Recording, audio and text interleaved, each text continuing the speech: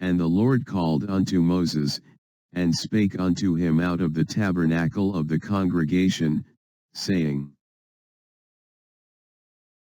Speak unto the children of Israel, and say unto them, If any man of you bring an offering unto the Lord, ye shall bring your offering of the cattle, even of the herd, and of the flock. If his offering be a burnt sacrifice of the herd, let him offer a male without blemish. He shall offer it of his own voluntary will at the door of the tabernacle of the congregation before the Lord.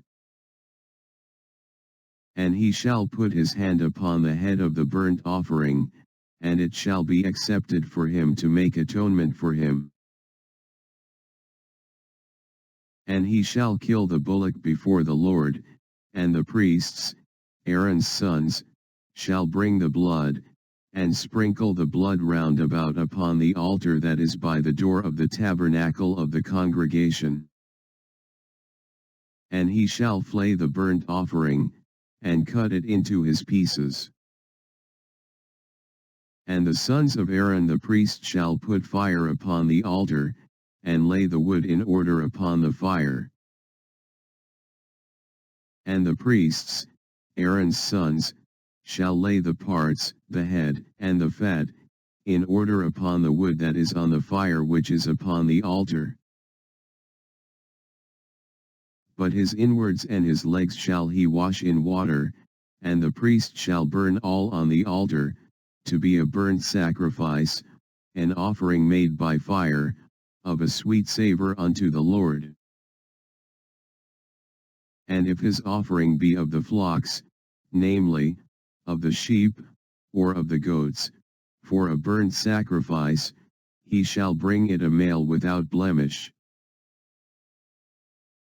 And he shall kill it on the side of the altar northward before the Lord, and the priests, Aaron's sons, shall sprinkle his blood round about upon the altar. And he shall cut it into his pieces, with his head and his fat, and the priest shall lay them in order on the wood that is on the fire which is upon the altar. But he shall wash the inwards and the legs with water, and the priest shall bring it all, and burn it upon the altar. It is a burnt sacrifice, an offering made by fire, of a sweet savor unto the Lord. And if the burnt sacrifice for his offering to the Lord be of fowls, then he shall bring his offering of turtle doves, or of young pigeons. And the priest shall bring it unto the altar, and wring off his head, and burn it on the altar, and the blood thereof shall be wrung out at the side of the altar. And he shall pluck away his crop with his feathers, and cast it beside the altar on the east part, by the place of the ashes. And he shall cleave it with the wings thereof, but shall not divide it asunder, and the priest shall burn it upon the altar, upon the wood that is upon the fire. It is a burnt sacrifice, an offering made by fire, of a sweet savor unto the Lord. And when any will offer a meat offering unto the Lord, his offering shall be of fine flour, and he shall pour oil upon it, and put frankincense thereon. And he shall bring it to Aaron's sons the priests, and he shall take thereout his handful of the flour thereof, and of the oil thereof, with all the frankincense thereof, and the priest shall burn the memorial of it upon the altar, to be an offering made by fire, of a sweet savor unto the Lord. And the remnant of the meat offering shall be Aaron's and his sons. It is a thing most holy of the offerings of the Lord made by fire. And if thou bring an oblation of a meat offering baken in the oven, it shall be unleavened cakes of fine flour mingled with oil, or unleavened wafers anointed with oil. And if thy oblation be a meat offering baken in a pan, it shall be of fine flour unleavened, mingled with oil. Thou shalt part it in pieces, and pour oil thereon, it is a meat offering. And if thy oblation be a meat offering baken in the frying pan, it shall be made of fine flour with oil. And thou shalt bring the meat offering that is made of these things unto the Lord, and when it is presented unto the priest, he shall bring it unto the altar. And the priest shall take from the meat offering a memorial thereof, and shall burn it upon the altar, it is an offering made by fire, of a sweet savour unto the Lord. And that which is left of the meat offering shall be Aaron's and his sons', it is a thing most holy of the offerings of the Lord made by fire. No meat offering, which ye shall bring unto the Lord, shall be made with leaven, for ye shall burn no leaven, nor any honey, in any offering of the Lord made by fire. As for the oblation of the first fruits, ye shall offer them unto the Lord, but they shall not be burnt on the altar for a sweet savour. And every oblation of thy meat offering shalt thou season with salt, neither shalt thou suffer the salt of the covenant of thy God to be lacking from thy meat offering, with all thine offerings thou shalt offer salt. And if thou offer a meat offering of thy first fruits unto the Lord, thou shalt offer for the meat offering of thy first fruits green ears of corn dried by the fire, even corn beaten out of full ears. And thou shalt put oil upon it, and lay frankincense thereon, it is a meat offering. And the priest shall burn the memorial of it, part of the beaten corn thereof, and part of the oil thereof, with all the frankincense thereof, it is an offering made by fire unto the Lord. And if his oblation be a sacrifice of peace offering, if he offer it of the herd, whether it be a male or female, he shall offer it without blemish before the Lord. And he shall lay his hand upon the head of his offering, and kill it at the door of the tabernacle of the congregation, and Aaron's sons the priests shall sprinkle the blood upon the altar round about. And he shall offer of the sacrifice of the peace offering an offering made by fire unto the Lord, the fat that covereth the inwards, and all the fat that is upon the inwards. And the 2 kidneys, and the fat that is on them, which is by the flanks, and the caul above the liver, with the kidneys, it shall he take away. And Aaron's sons shall burn it on the altar upon the burnt sacrifice, which is upon the wood that is on the fire, it is an offering made by fire, of a sweet savour unto the Lord. And if his offering for a sacrifice of peace offering unto the Lord be of the flock, male or female, he shall offer it without blemish. If he offer a lamb for his offering, then shall he offer it before the Lord.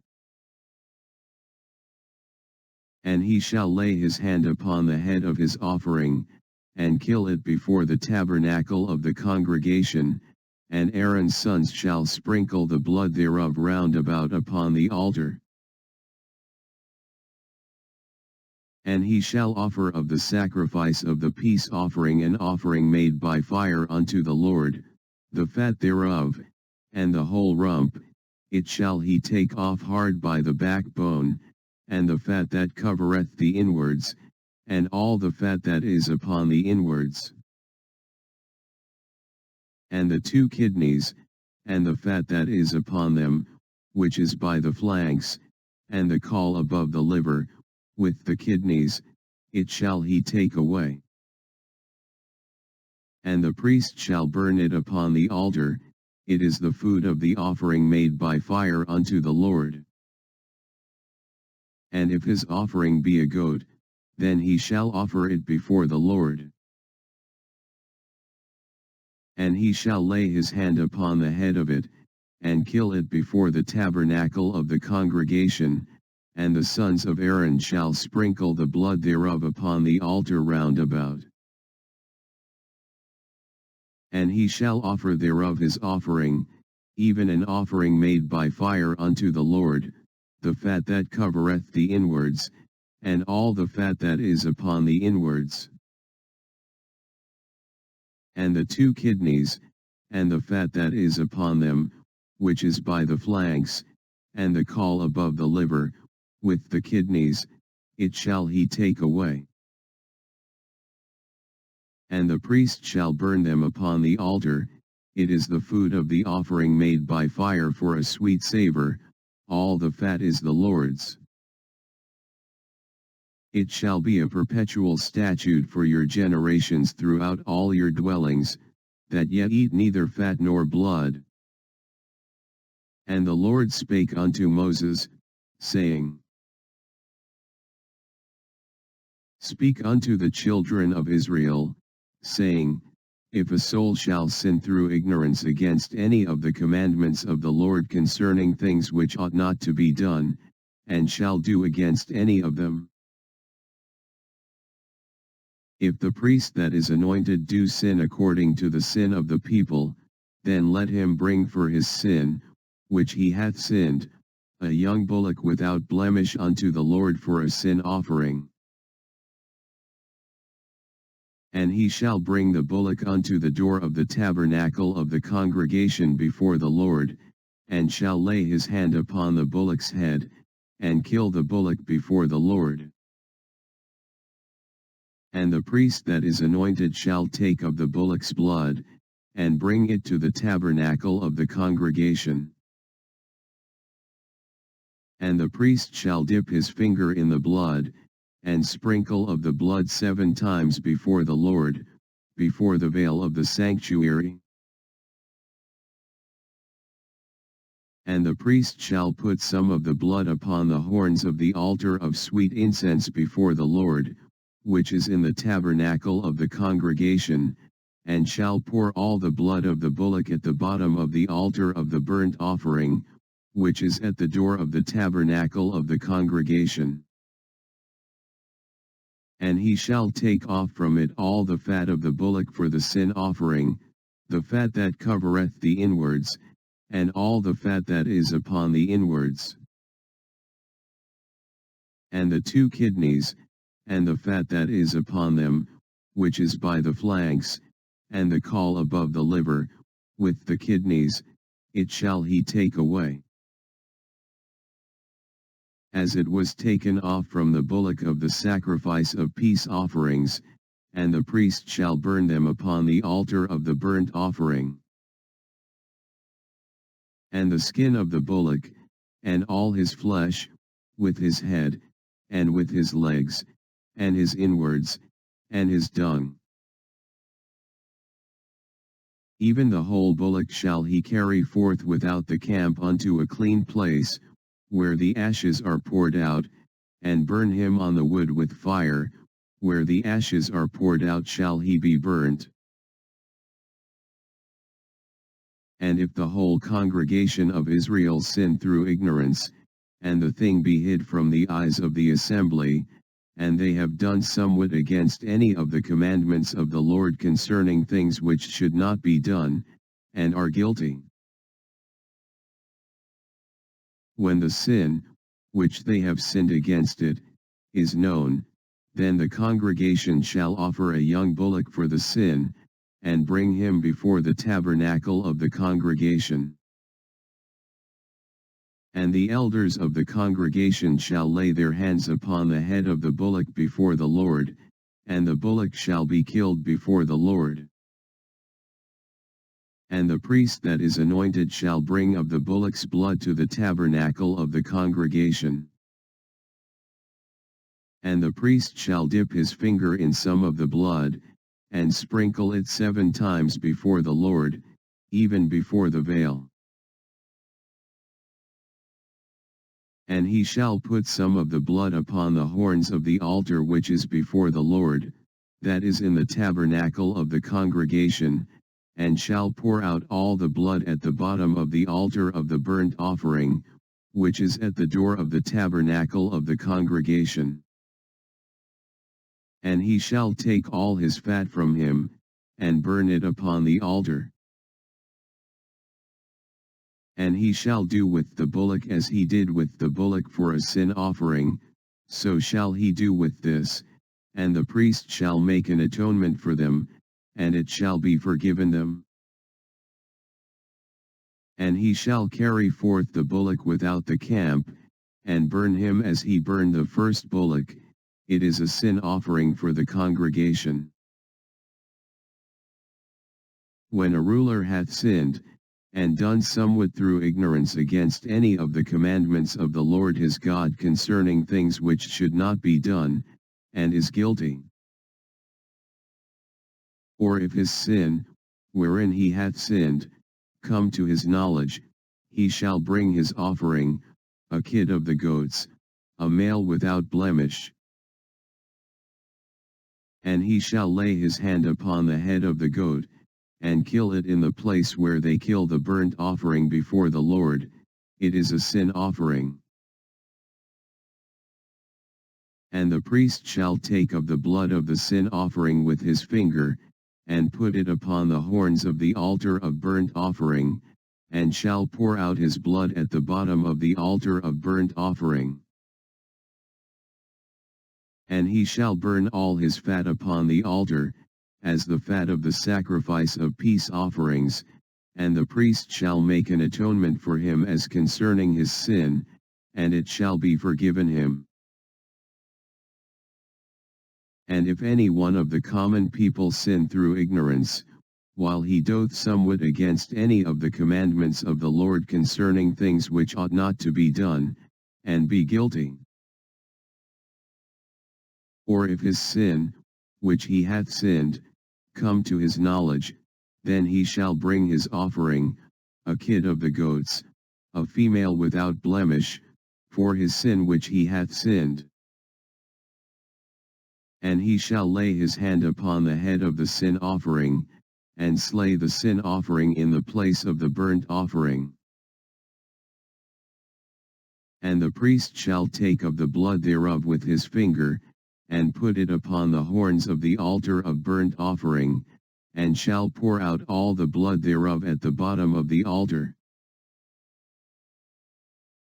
And he shall take away all the fat thereof, as the fat is taken away from off the sacrifice of peace offerings, and the priest shall burn it upon the altar for a sweet savor unto the Lord, and the priest shall make an atonement for him, and it shall be forgiven him.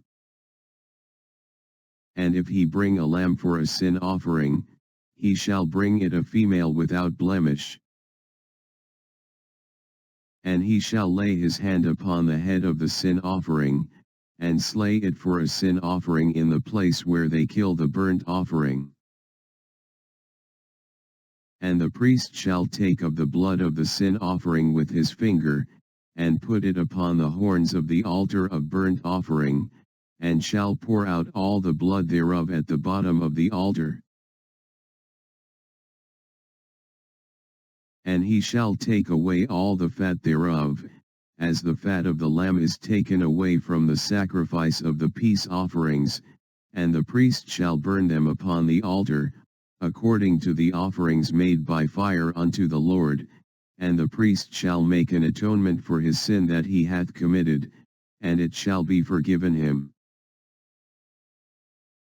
And if a soul sin, and hear the voice of swearing, and is a witness, whether he hath seen or known of it, if he do not utter it, then he shall bear his iniquity. Or if a soul touch any unclean thing, whether it be a carcase of an unclean beast, or a carcase of unclean cattle, or the carcase of unclean creeping things, and if it be hidden from him, he also shall be unclean, and guilty. Or if he touch the uncleanness of man, whatsoever uncleanness it be that a man shall be defiled withal, and it be hid from him, when he knoweth of it, then he shall be guilty. Or if a soul swear, pronouncing with his lips to do evil, or to do good, whatsoever it be that a man shall pronounce with an oath, and it be hid from him, when he knoweth of it, then he shall be guilty in one of these. And it shall be, when he shall be guilty in one of these things, that he shall confess that he hath sinned in that thing. And he shall bring his trespass offering unto the Lord for his sin which he hath sinned, a female from the flock, a lamb, or a kid of the goats, for a sin offering, and the priest shall make an atonement for him concerning his sin. And if he be not able to bring a lamb, then he shall bring for his trespass, which he hath committed, 2 turtle doves, or 2 young pigeons, unto the Lord, one for a sin offering, and the other for a burnt offering. And he shall bring them unto the priest, who shall offer that which is for the sin offering first, and wring off his head from his neck, but shall not divide it asunder. And he shall sprinkle of the blood of the sin offering upon the side of the altar, and the rest of the blood shall be wrung out at the bottom of the altar, it is a sin offering. And he shall offer the second for a burnt offering, according to the manner, and the priest shall make an atonement for him for his sin which he hath sinned, and it shall be forgiven him. But if he be not able to bring 2 turtle doves, or 2 young pigeons, then he that sinned shall bring for his offering the 10th part of an ephah of fine flour for a sin offering, he shall put no oil upon it, neither shall he put any frankincense thereon, for it is a sin offering. Then shall he bring it to the priest, and the priest shall take his handful of it, even a memorial thereof, and burn it on the altar, according to the offerings made by fire unto the Lord, it is a sin offering.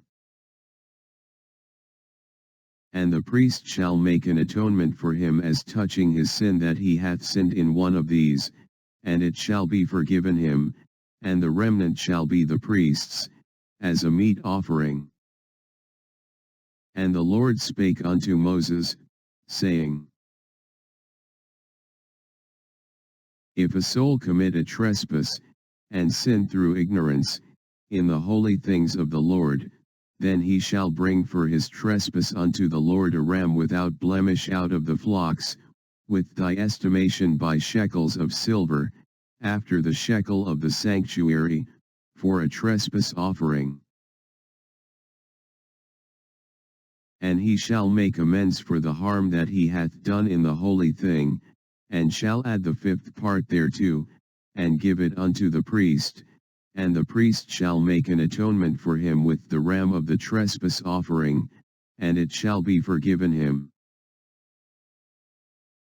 And if a soul sin, and commit any of these things which are forbidden to be done by the commandments of the Lord, though he wist it not, yet is he guilty, and shall bear his iniquity. And he shall bring a ram without blemish out of the flock, with thy estimation, for a trespass offering, unto the priest, and the priest shall make an atonement for him concerning his ignorance wherein he erred and wist it not, and it shall be forgiven him. It is a trespass offering, he hath certainly trespassed against the Lord. And the Lord spake unto Moses, saying, If a soul sin, and commit a trespass against the Lord, and lie unto his neighbor in that which was delivered him to keep, or in fellowship, or in a thing taken away by violence, or hath deceived his neighbor, or have found that which was lost, and lieth concerning it, and sweareth falsely, in any of all these that a man doth, sinning therein. Then it shall be, because he hath sinned, and is guilty, that he shall restore that which he took violently away, or the thing which he hath deceitfully gotten, or that which was delivered him to keep, or the lost thing which he found. Or all that about which he hath sworn falsely, he shall even restore it in the principal, and shall add the fifth part more thereto, and give it unto him to whom it appertaineth, in the day of his trespass offering. And he shall bring his trespass offering unto the Lord, a ram without blemish out of the flock, with thy estimation, for a trespass offering, unto the priest. And the priest shall make an atonement for him before the Lord, and it shall be forgiven him for anything of all that he hath done in trespassing therein. And the Lord spake unto Moses, saying, Command Aaron and his sons, saying, This is the law of the burnt offering, it is the burnt offering, because of the burning upon the altar all night unto the morning, and the fire of the altar shall be burning in it. And the priest shall put on his linen garment, and his linen breeches shall he put upon his flesh, and take up the ashes which the fire hath consumed with the burnt offering on the altar, and he shall put them beside the altar. And he shall put off his garments, and put on other garments, and carry forth the ashes without the camp unto a clean place. And the fire upon the altar shall be burning in it, it shall not be put out, and the priest shall burn wood on it every morning, and lay the burnt offering in order upon it, and he shall burn thereon the fat of the peace offerings. The fire shall ever be burning upon the altar, it shall never go out. And this is the law of the meat offering, the sons of Aaron shall offer it before the Lord, before the altar. And he shall take of it his handful, of the flour of the meat offering, and of the oil thereof, and all the frankincense which is upon the meat offering, and shall burn it upon the altar for a sweet savor, even the memorial of it, unto the Lord. And the remainder thereof shall Aaron and his sons eat, with unleavened bread shall it be eaten in the holy place, in the court of the tabernacle of the congregation they shall eat it. It shall not be baken with leaven. I have given it unto them for their portion of my offerings made by fire, it is most holy, as is the sin offering, and as the trespass offering. All the males among the children of Aaron shall eat of it. It shall be a statute forever in your generations concerning the offerings of the Lord made by fire, every one that toucheth them shall be holy. And the Lord spake unto Moses, saying, This is the offering of Aaron and of his sons, which they shall offer unto the Lord in the day when he is anointed, the 10th part of an ephah of fine flour for a meat offering perpetual, half of it in the morning, and half thereof at night. In a pan it shall be made with oil, and when it is baken, thou shalt bring it in, and the baken pieces of the meat offering shalt thou offer for a sweet savor unto the Lord. And the priest of his sons that is anointed in his stead shall offer it, it is a statute forever unto the Lord, it shall be wholly burnt. For every meat offering for the priest shall be wholly burnt, it shall not be eaten. And the Lord spake unto Moses, saying, Speak unto Aaron and to his sons, saying, This is the law of the sin offering. In the place where the burnt offering is killed shall the sin offering be killed before the Lord, it is most holy. The priest that offereth it for sin shall eat it, in the holy place shall it be eaten, in the court of the tabernacle of the congregation. Whatsoever shall touch the flesh thereof shall be holy, and when there is sprinkled of the blood thereof upon any garment, thou shalt wash that whereon it was sprinkled in the holy place. But the earthen vessel wherein it is sodden shall be broken, and if it be sodden in a brazen pot, it shall be both scoured, and rinsed in water. All the males among the priests shall eat thereof, it is most holy. And no sin offering, whereof any of the blood is brought into the tabernacle of the congregation to reconcile withal in the holy place, shall be eaten, it shall be burnt in the fire. Likewise this is the law of the trespass offering, it is most holy. In the place where they kill the burnt offering shall they kill the trespass offering, and the blood thereof shall he sprinkle round about upon the altar.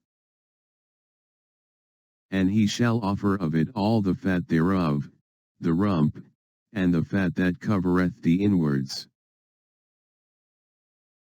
and the 2 kidneys, and the fat that is on them, which is by the flanks, and the caul that is above the liver, with the kidneys, it shall he take away. And the priest shall burn them upon the altar for an offering made by fire unto the Lord, it is a trespass offering. Every male among the priests shall eat thereof, it shall be eaten in the holy place, it is most holy. As the sin offering is, so is the trespass offering, there is one law for them, the priest that make the atonement therewith shall have it. And the priest that offereth any man's burnt offering, even the priest shall have to himself the skin of the burnt offering which he hath offered. And all the meat offering that is baken in the oven, and all that is dressed in the frying pan, and in the pan, shall be the priest's that offereth it. And every meat offering, mingled with oil, and dry, shall all the sons of Aaron have, one as much as another. And this is the law of the sacrifice of peace offerings, which he shall offer unto the Lord. If he offer it for a thanksgiving, then he shall offer with the sacrifice of thanksgiving unleavened cakes mingled with oil, and unleavened wafers anointed with oil, and cakes mingled with oil, of fine flour, fried. Besides the cakes, he shall offer for his offering leavened bread with the sacrifice of thanksgiving of his peace offerings. And of it he shall offer one out of the whole oblation for an heave offering unto the Lord, and it shall be the priests that sprinkleth the blood of the peace offerings. And the flesh of the sacrifice of his peace offerings for thanksgiving shall be eaten the same day that it is offered, he shall not leave any of it until the morning. But if the sacrifice of his offering be a vow, or a voluntary offering, it shall be eaten the same day that he offereth his sacrifice, and on the morrow also the remainder of it shall be eaten. But the remainder of the flesh of the sacrifice on the 3rd day shall be burnt with fire. And if any of the flesh of the sacrifice of his peace offerings be eaten at all on the 3rd day, it shall not be accepted, neither shall it be imputed unto him that offereth it, it shall be an abomination, and the soul that eateth of it shall bear his iniquity. And the flesh that toucheth any unclean thing shall not be eaten, it shall be burnt with fire, and as for the flesh, all that be clean shall eat thereof. But the soul that eateth of the flesh of the sacrifice of peace offerings, that pertain unto the Lord, having his uncleanness upon him, even that soul shall be cut off from his people. Moreover, the soul that shall touch any unclean thing, as the uncleanness of man, or any unclean beast, or any abominable unclean thing, and eat of the flesh of the sacrifice of peace offerings, which pertain unto the Lord, even that soul shall be cut off from his people. And the Lord spake unto Moses, saying, Speak unto the children of Israel, saying, Ye shall eat no manner of fat, of ox, or of sheep, or of goat. And the fat of the beast that dieth of itself, and the fat of that which is torn with beasts, may be used in any other use, but ye shall in no wise eat of it. For whosoever eateth the fat of the beast, of which men offer an offering made by fire unto the Lord, even the soul that eateth it shall be cut off from his people. Moreover, ye shall eat no manner of blood, whether it be of fowl or of beast, in any of your dwellings. Whatsoever soul it be that eateth any manner of blood, even that soul shall be cut off from his people. And the Lord spake unto Moses, saying, Speak unto the children of Israel, saying, He that offereth the sacrifice of his peace offerings unto the Lord shall bring his oblation unto the Lord of the sacrifice of his peace offerings. His own hands shall bring the offerings of the Lord made by fire, the fat with the breast, it shall he bring, that the breast may be waved for a wave offering before the Lord. And the priest shall burn the fat upon the altar, but the breast shall be Aaron's and his sons'. And the right shoulder shall ye give unto the priest for an heave offering of the sacrifices of your peace offerings. He among the sons of Aaron, that offereth the blood of the peace offerings, and the fat, shall have the right shoulder for his part. For the wave breast and the heave shoulder have I taken of the children of Israel from off the sacrifices of their peace offerings, and have given them unto Aaron the priest and unto his sons by a statute forever from among the children of Israel. This is the portion of the anointing of Aaron, and of the anointing of his sons, out of the offerings of the Lord made by fire, in the day when he presented them to minister unto the Lord in the priest's office, which the Lord commanded to be given them of the children of Israel, in the day that he anointed them, by a statute forever throughout their generations. This is the law of the burnt offering, of the meat offering, and of the sin offering, and of the trespass offering, and of the consecrations, and of the sacrifice of the peace offerings, which the Lord commanded Moses in Mount Sinai, in the day that he commanded the children of Israel to offer their oblations unto the Lord, in the wilderness of Sinai. And the Lord spake unto Moses, saying, Take Aaron and his sons with him, and the garments, and the anointing oil, and a bullock for the sin offering, and 2 rams, and a basket of unleavened bread. And gather thou all the congregation together unto the door of the tabernacle of the congregation.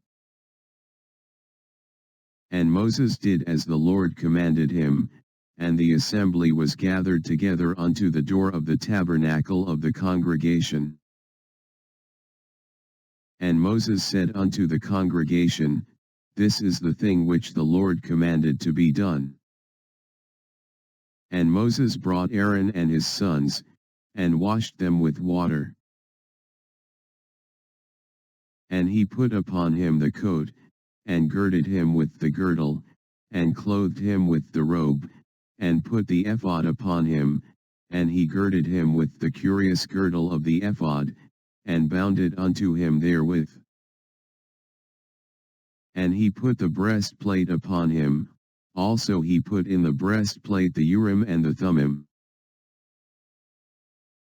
And he put the mitre upon his head, also upon the mitre, even upon his forefront, did he put the golden plate, the holy crown, as the Lord commanded Moses.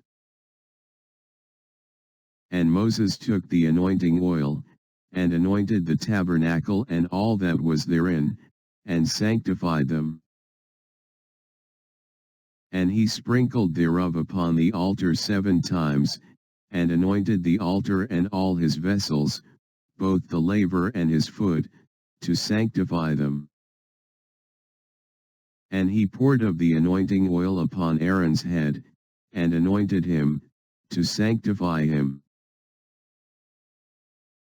And Moses brought Aaron's sons, and put coats upon them, and girded them with girdles, and put bonnets upon them, as the Lord commanded Moses. And he brought the bullock for the sin offering, and Aaron and his sons laid their hands upon the head of the bullock for the sin offering. And he slew it, and Moses took the blood, and put it upon the horns of the altar round about with his finger, and purified the altar, and poured the blood at the bottom of the altar, and sanctified it, to make reconciliation upon it. And he took all the fat that was upon the inwards, and the caul above the liver, and the 2 kidneys, and their fat, and Moses burned it upon the altar. But the bullock, and his hide, his flesh, and his dung, he burnt with fire without the camp, as the Lord commanded Moses. And he brought the ram for the burnt offering, and Aaron and his sons laid their hands upon the head of the ram. And he killed it, and Moses sprinkled the blood upon the altar round about. And he cut the ram into pieces, and Moses burnt the head, and the pieces, and the fat. And he washed the inwards and the legs in water, and Moses burnt the whole ram upon the altar. It was a burnt sacrifice for a sweet savor, and an offering made by fire unto the Lord, as the Lord commanded Moses. And he brought the other ram, the ram of consecration, and Aaron and his sons laid their hands upon the head of the ram. And he slew it, and Moses took of the blood of it, and put it upon the tip of Aaron's right ear, and upon the thumb of his right hand, and upon the great toe of his right foot. And he brought Aaron's sons, and Moses put of the blood upon the tip of their right ear, and upon the thumbs of their right hands, and upon the great toes of their right feet, and Moses sprinkled the blood upon the altar round about. And he took the fat, and the rump, and all the fat that was upon the inwards, and the caul above the liver, and the 2 kidneys, and their fat, and the right shoulder. And out of the basket of unleavened bread, that was before the Lord, he took 1 unleavened cake, and a cake of oiled bread, and 1 wafer, and put them on the fat, and upon the right shoulder. And he put all upon Aaron's hands, and upon his sons' hands, and waved them for a wave offering before the Lord. And Moses took them from off their hands, and burnt them on the altar upon the burnt offering. They were consecrations for a sweet savor. It is an offering made by fire unto the Lord. And Moses took the breast, and waved it for a wave offering before the Lord, for of the ram of consecration it was Moses' part, as the Lord commanded Moses. And Moses took of the anointing oil, and of the blood which was upon the altar, and sprinkled it upon Aaron, and upon his garments, and upon his sons, and upon his sons' garments with him, and sanctified Aaron, and his garments, and his sons' garments with him. And Moses said unto Aaron and to his sons, Boil the flesh at the door of the tabernacle of the congregation, and there eat it with the bread that is in the basket of consecrations, as I commanded, saying, Aaron and his sons shall eat it. And that which remaineth of the flesh and of the bread shall ye burn with fire. And ye shall not go out of the door of the tabernacle of the congregation in 7 days, until the days of your consecration be at an end, for 7 days shall he consecrate you. As he hath done this day, so the Lord hath commanded to do, to make an atonement for you. Therefore shall ye abide at the door of the tabernacle of the congregation day and night 7 days, and keep the charge of the Lord, that ye die not, for so I am commanded. So Aaron and his sons did all things which the Lord commanded by the hand of Moses. And it came to pass on the 8th day, that Moses called Aaron and his sons, and the elders of Israel. And he said unto Aaron, Take thee a young calf for a sin offering, and a ram for a burnt offering, without blemish, and offer them before the Lord. And unto the children of Israel thou shalt speak, saying, Take ye a kid of the goats for a sin offering, and a calf and a lamb, both of the first year, without blemish, for a burnt offering. Also a bullock and a ram for peace offerings, to sacrifice before the Lord, and a meat offering mingled with oil, for today the Lord will appear unto you. And they brought that which Moses commanded before the tabernacle of the congregation, and all the congregation drew near and stood before the Lord. And Moses said, This is the thing which the Lord commanded that ye should do, and the glory of the Lord shall appear unto you. And Moses said unto Aaron, Go unto the altar, and offer thy sin offering, and thy burnt offering, and make an atonement for thyself, and for the people, and offer the offering of the people, and make an atonement for them, as the Lord commanded. Aaron therefore went unto the altar, and slew the calf of the sin offering, which was for himself. And the sons of Aaron brought the blood unto him, and he dipped his finger in the blood, and put it upon the horns of the altar, and poured out the blood at the bottom of the altar. But the fat, and the kidneys, and the caul above the liver of the sin offering, he burnt upon the altar, as the Lord commanded Moses. And the flesh and the hide he burnt with fire without the camp. And he slew the burnt offering, and Aaron's sons presented unto him the blood, which he sprinkled round about upon the altar. And they presented the burnt offering unto him, with the pieces thereof, and the head, and he burnt them upon the altar. And he did wash the inwards and the legs, and burnt them upon the burnt offering on the altar. And he brought the people's offering, and took the goat, which was the sin offering for the people, and slew it, and offered it for sin, as the first. And he brought the burnt offering, and offered it according to the manner. And he brought the meat offering, and took an handful thereof, and burnt it upon the altar, beside the burnt sacrifice of the morning.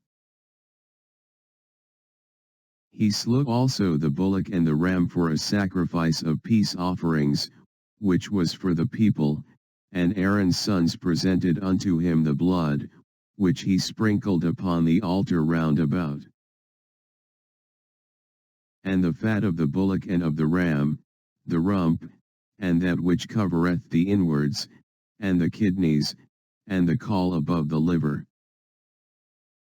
And they put the fat upon the breasts, and he burnt the fat upon the altar.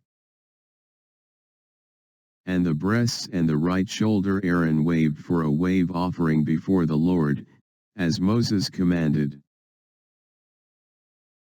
And Aaron lifted up his hand toward the people, and blessed them, and came down from offering of the sin offering, and the burnt offering, and peace offerings. And Moses and Aaron went into the tabernacle of the congregation, and came out, and blessed the people, and the glory of the Lord appeared unto all the people. And there came a fire out from before the Lord, and consumed upon the altar the burnt offering and the fat, which when all the people saw, they shouted, and fell on their faces. And Nadab and Abihu, the sons of Aaron, took either of them his censer, and put fire therein, and put incense thereon, and offered strange fire before the Lord, which he commanded them not. And there went out fire from the Lord, and devoured them, and they died before the Lord.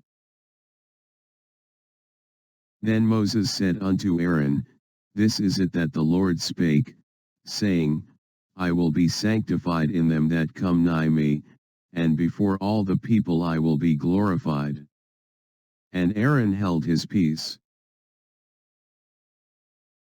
And Moses called Misal and Elzaphan, the sons of Uzziel the uncle of Aaron, and said unto them, Come near, carry your brethren from before the sanctuary out of the camp. So they went near, and carried them in their coats out of the camp, as Moses had said.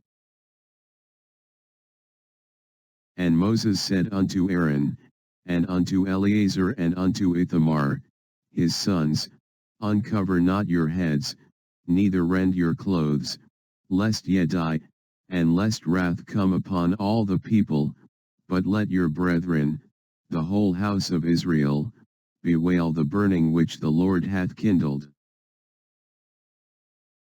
And ye shall not go out from the door of the tabernacle of the congregation, lest ye die, for the anointing oil of the Lord is upon you. And they did according to the word of Moses. And the Lord spake unto Aaron, saying, Do not drink wine nor strong drink, thou, nor thy sons with thee, when ye go into the tabernacle of the congregation, lest ye die. It shall be a statute forever throughout your generations. And that ye may put difference between holy and unholy, and between unclean and clean. And that ye may teach the children of Israel all the statutes which the Lord hath spoken unto them by the hand of Moses. And Moses spake unto Aaron, and unto Eleazar and unto Ithamar, his sons that were left, Take the meat offering that remaineth of the offerings of the Lord made by fire, and eat it without leaven beside the altar, for it is most holy. And ye shall eat it in the holy place, because it is thy due, and thy sons' due, of the sacrifices of the Lord made by fire, for so I am commanded. And the wave breast and heave shoulder shall ye eat in a clean place, thou, and thy sons, and thy daughters with thee, for they be thy due, and thy sons' due, which are given out of the sacrifices of peace offerings of the children of Israel. The heave shoulder and the wave breast shall they bring with the offerings made by fire of the fat, to wave it for a wave offering before the Lord, and it shall be thine, and thy sons with thee, by a statute forever, as the Lord hath commanded. And Moses diligently sought the goat of the sin offering, and, behold, it was burnt, and he was angry with Eleazar and Ithamar, the sons of Aaron which were left alive, saying, Wherefore have ye not eaten the sin offering in the holy place, seeing it is most holy, and God hath given it you to bear the iniquity of the congregation, to make atonement for them before the Lord? Behold, the blood of it was not brought in within the holy place, ye should indeed have eaten it in the holy place, as I commanded. And Aaron said unto Moses, Behold, this day have they offered their sin offering and their burnt offering before the Lord, and such things have befallen me, and if I had eaten the sin offering today, should it have been accepted in the sight of the Lord? And when Moses heard that, he was content. And the Lord spake unto Moses and to Aaron, saying unto them, Speak unto the children of Israel, saying, These are the beasts which ye shall eat among all the beasts that are on the earth. Whatsoever partaketh the hoof, and is cloven-footed, and cheweth the cud, among the beasts, that shall ye eat.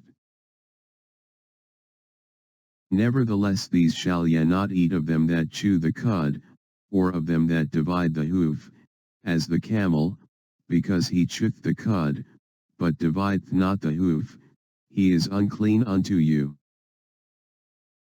And the coney, because he cheweth the cud, but divideth not the hoof, he is unclean unto you. And the hare, because he cheweth the cud, but divideth not the hoof, he is unclean unto you. And the swine, though he divide the hoof, and be cloven-footed, yet he cheweth not the cud, he is unclean to you. Of their flesh shall ye not eat, and their carcase shall ye not touch, they are unclean to you. These shall ye eat of all that are in the waters, whatsoever hath fins and scales in the waters, in the seas, and in the rivers, them shall ye eat. And all that have not fins and scales in the seas, and in the rivers, of all that move in the waters, and of any living thing which is in the waters, they shall be an abomination unto you. They shall be even an abomination unto you, ye shall not eat of their flesh, but ye shall have their carcasses in abomination. Whatsoever hath no fins nor scales in the waters, that shall be an abomination unto you. And these are they which ye shall have in abomination among the fowls, they shall not be eaten, they are an abomination, the eagle, and the ossifrage, and the osprey, and the vulture, and the kite after his kind. Every raven after his kind. And the owl, and the nighthawk, and the cuckoo, and the hawk after his kind. And the little owl, and the cormorant, and the great owl. And the swan, and the pelican, and the gyre-eagle. And the stork, the heron after her kind, and the lapwing, and the bat. All fowls that creep, going upon all four, shall be an abomination unto you. Yet these may ye eat of every flying creeping thing that goeth upon all four, which have legs above their feet, to leap withal upon the earth. Even these of them ye may eat, the locust after his kind, and the bald locust after his kind, and the beetle after his kind, and the grasshopper after his kind. But all other flying creeping things, which have 4 feet, shall be an abomination unto you. And for these ye shall be unclean, whosoever toucheth the carcase of them shall be unclean until the even. And whosoever beareth aught of the carcase of them shall wash his clothes, and be unclean until the even. The carcases of every beast which divideth the hoof, and is not cloven-footed, nor cheweth the cud, are unclean unto you, every one that toucheth them shall be unclean. And whatsoever goeth upon his paws, among all manner of beasts that go on all 4, those are unclean unto you, whoso toucheth their carcase shall be unclean until the even. And he that beareth the carcase of them shall wash his clothes, and be unclean until the even, they are unclean unto you. These also shall be unclean unto you among the creeping things that creep upon the earth, the weasel, and the mouse, and the tortoise after his kind, and the ferret, and the chameleon, and the lizard, and the snail, and the mole. These are unclean to you among all that creep, whosoever doth touch them, when they be dead, shall be unclean until the even. And upon whatsoever any of them, when they are dead, doth fall, it shall be unclean, whether it be any vessel of wood, or raiment, or skin, or sack, whatsoever vessel it be, wherein any work is done, it must be put into water, and it shall be unclean until the even, so it shall be cleansed. And every earthen vessel, whereinto any of them falleth, whatsoever is in it shall be unclean, and ye shall break it. Of all meat which may be eaten, that on which such water cometh shall be unclean, and all drink that may be drunk in every such vessel shall be unclean. And everything whereupon any part of their carcase falleth shall be unclean, whether it be oven, or ranges for pots, they shall be broken down, for they are unclean and shall be unclean unto you. Nevertheless a fountain or pit, wherein there is plenty of water, shall be clean, but that which toucheth their carcase shall be unclean. And if any part of their carcase fall upon any sowing seed which is to be sown, it shall be clean. But if any water be put upon the seed, and any part of their carcase fall thereon, it shall be unclean unto you. And if any beast, of which ye may eat, die, he that toucheth the carcase thereof shall be unclean until the even. And he that eateth of the carcase of it shall wash his clothes, and be unclean until the even, he also that beareth the carcase of it shall wash his clothes, and be unclean until the even. And every creeping thing that creepeth upon the earth shall be an abomination, it shall not be eaten. Whatsoever goeth upon the belly, and whatsoever goeth upon all 4, or whatsoever hath more feet among all creeping things that creep upon the earth, them ye shall not eat, for they are an abomination. Ye shall not make yourselves abominable with any creeping thing that creepeth, neither shall ye make yourselves unclean with them, that ye should be defiled thereby. For I am the Lord your God, ye shall therefore sanctify yourselves, and ye shall be holy, for I am holy, neither shall ye defile yourselves with any manner of creeping thing that creepeth upon the earth. For I am the Lord that bringeth you up out of the land of Egypt, to be your God. Ye shall therefore be holy, for I am holy. This is the law of the beasts, and of the fowl, and of every living creature that moveth in the waters, and of every creature that creepeth upon the earth. To make a difference between the unclean and the clean, and between the beast that may be eaten and the beast that may not be eaten. And the Lord spake unto Moses, saying, Speak unto the children of Israel, saying, If a woman have conceived seed, and born a man child, then she shall be unclean 7 days, according to the days of the separation for her infirmity shall she be unclean. And in the 8th day the flesh of his foreskin shall be circumcised. And she shall then continue in the blood of her purifying 33 days, she shall touch no hallowed thing, nor come into the sanctuary, until the days of her purifying be fulfilled. But if she bear a maid child, then she shall be unclean 2 weeks, as in her separation, and she shall continue in the blood of her purifying 66 days. And when the days of her purifying are fulfilled, for a son, or for a daughter, she shall bring a lamb of the first year for a burnt offering, and a young pigeon, or a turtle dove, for a sin offering, unto the door of the tabernacle of the congregation, unto the priest,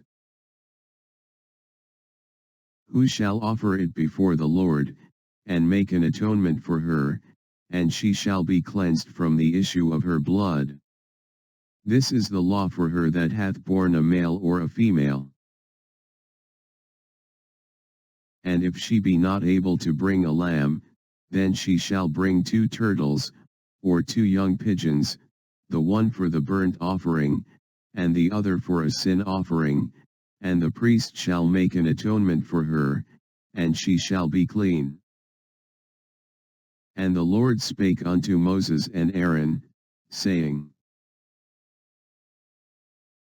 When a man shall have in the skin of his flesh arising a scab or bright spot, and it be in the skin of his flesh like the plague of leprosy, then he shall be brought unto Aaron the priest, or unto one of his sons the priests.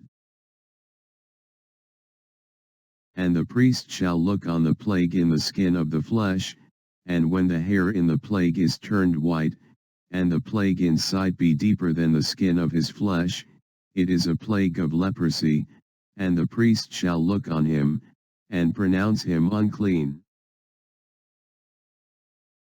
If the bright spot be white in the skin of his flesh, and inside be not deeper than the skin, and the hair thereof be not turned white, then the priest shall shut up him that hath the plague 7 days. And the priest shall look on him the 7th day, and, behold, if the plague in his side be at a stay, and the plague spread not in the skin, then the priest shall shut him up 7 days more. And the priest shall look on him again the 7th day, and, behold, if the plague be somewhat dark, and the plague spread not in the skin, the priest shall pronounce him clean, it is but a scab, and he shall wash his clothes, and be clean. But if the scab spread much abroad in the skin, after that he hath been seen of the priest for his cleansing, he shall be seen of the priest again. And if the priest see that, behold, the scab spreadeth in the skin, then the priest shall pronounce him unclean, it is a leprosy. When the plague of leprosy is in a man, then he shall be brought unto the priest. And the priest shall see him, and, behold, if the rising be white in the skin, and it have turned the hair white, and there be quick raw flesh in the rising, it is an old leprosy in the skin of his flesh, and the priest shall pronounce him unclean, and shall not shut him up, for he is unclean. And if a leprosy break out abroad in the skin, and the leprosy cover all the skin of him that hath the plague from his head even to his foot, wheresoever the priest looketh, then the priest shall consider, and, behold, if the leprosy have covered all his flesh, he shall pronounce him clean that hath the plague, it is all turned white, he is clean. But when raw flesh appeareth in him, he shall be unclean. And the priest shall see the raw flesh, and pronounce him to be unclean, for the raw flesh is unclean, it is a leprosy. Or if the raw flesh turn again, and be changed unto white, he shall come unto the priest. And the priest shall see him, and, behold, if the plague be turned into white, then the priest shall pronounce him clean that hath the plague, he is clean. The flesh also, in which, even in the skin thereof, was a boil, and is healed. And in the place of the boil there be a white rising, or a bright spot, white, and somewhat reddish, and it be shewed to the priest. And if, when the priest seeth it, behold, it be in sight lower than the skin, and the hair thereof be turned white, the priest shall pronounce him unclean, it is a plague of leprosy broken out of the boil. But if the priest look on it, and, behold, there be no white hairs therein, and if it be not lower than the skin, but be somewhat dark, then the priest shall shut him up 7 days. And if it spread much abroad in the skin, then the priest shall pronounce him unclean, it is a plague. But if the bright spot stay in his place, and spread not, it is a burning boil, and the priest shall pronounce him clean.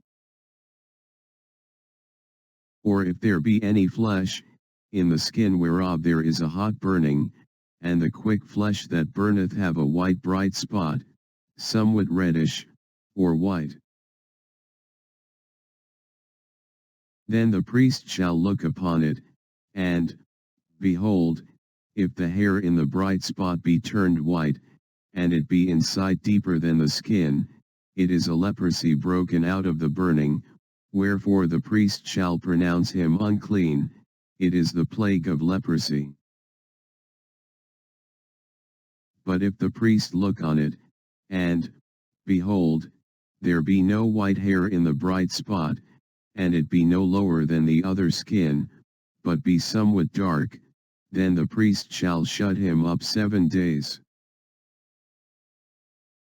And the priest shall look upon him the 7th day, and if it be spread much abroad in the skin, then the priest shall pronounce him unclean, it is the plague of leprosy. And if the bright spot stay in his place, and spread not in the skin, but it be somewhat dark, it is a rising of the burning, and the priest shall pronounce him clean, for it is an inflammation of the burning. If a man or woman have a plague upon the head or the beard, then the priest shall see the plague, and, behold, if it be in sight deeper than the skin, and there be in it a yellow thin hair, then the priest shall pronounce him unclean, it is a dry scall, even a leprosy upon the head or beard.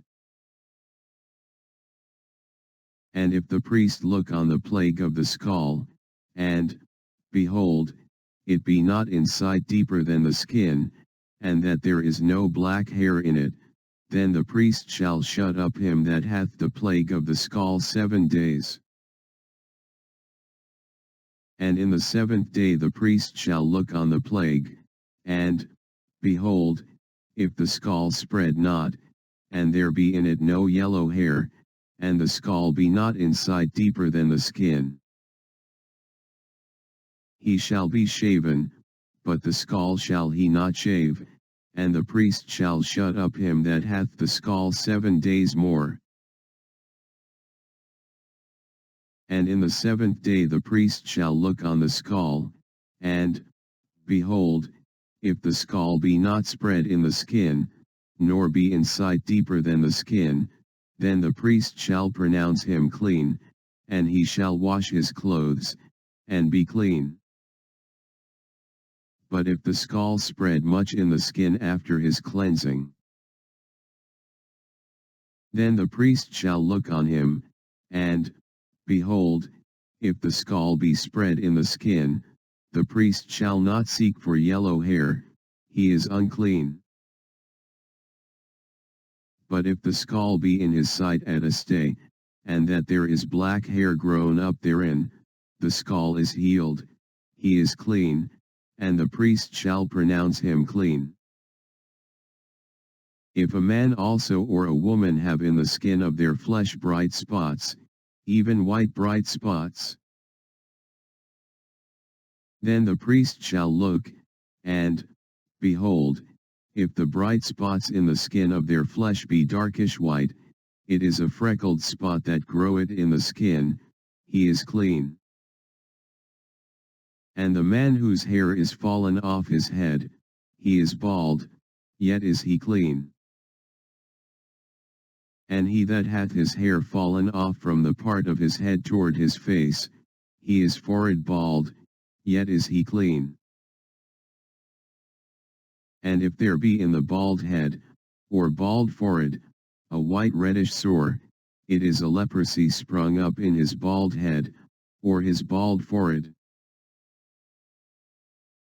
Then the priest shall look upon it, and, behold, if the rising of the sore be white reddish in his bald head, or in his bald forehead, as the leprosy appeareth in the skin of the flesh,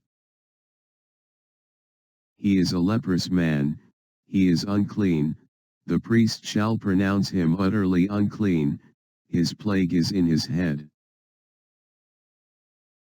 And the leper in whom the plague is, his clothes shall be rent, and his head bare, and he shall put a covering upon his upper lip, and shall cry, Unclean, unclean. All the days wherein the plague shall be in him he shall be defiled, he is unclean, he shall dwell alone, without the camp shall his habitation be. The garment also that the plague of leprosy is in, whether it be a woolen garment, or a linen garment, whether it be in the warp, or woof, of linen, or of woolen, whether in a skin, or in anything made of skin.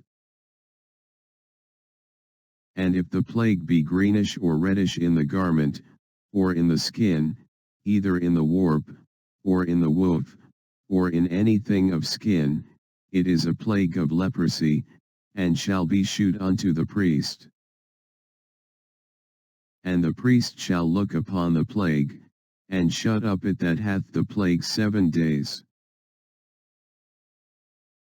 And he shall look on the plague on the 7th day, if the plague be spread in the garment, either in the warp, or in the woof, or in a skin, or in any work that is made of skin, the plague is a fretting leprosy, it is unclean. He shall therefore burn that garment, whether warp, or woof, in woolen or in linen, or anything of skin, wherein the plague is, for it is a fretting leprosy, it shall be burnt in the fire.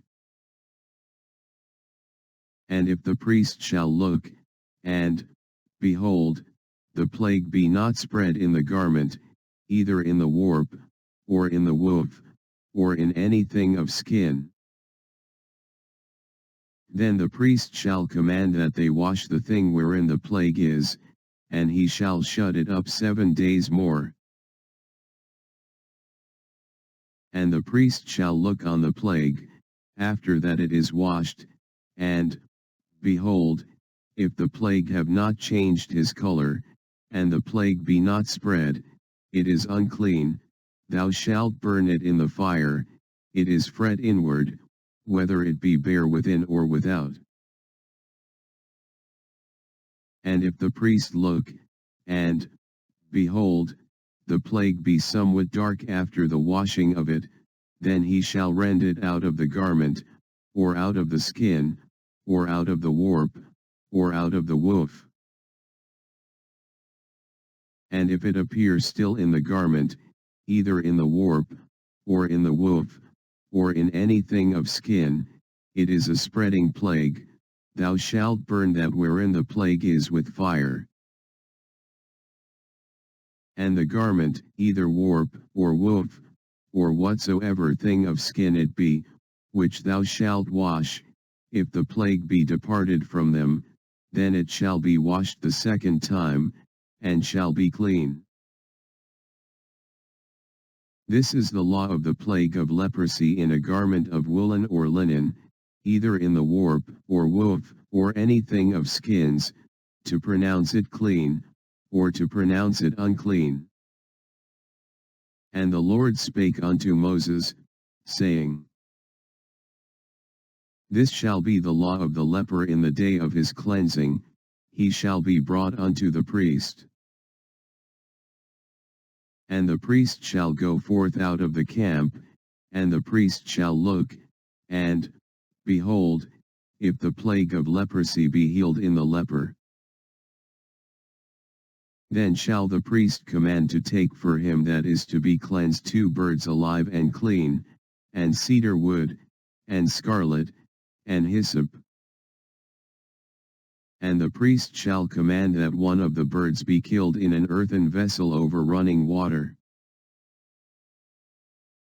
As for the living bird, he shall take it, and the cedar wood, and the scarlet, and the hyssop, and shall dip them and the living bird in the blood of the bird that was killed over the running water. And he shall sprinkle upon him that is to be cleansed from the leprosy 7 times, and shall pronounce him clean, and shall let the living bird loose into the open field.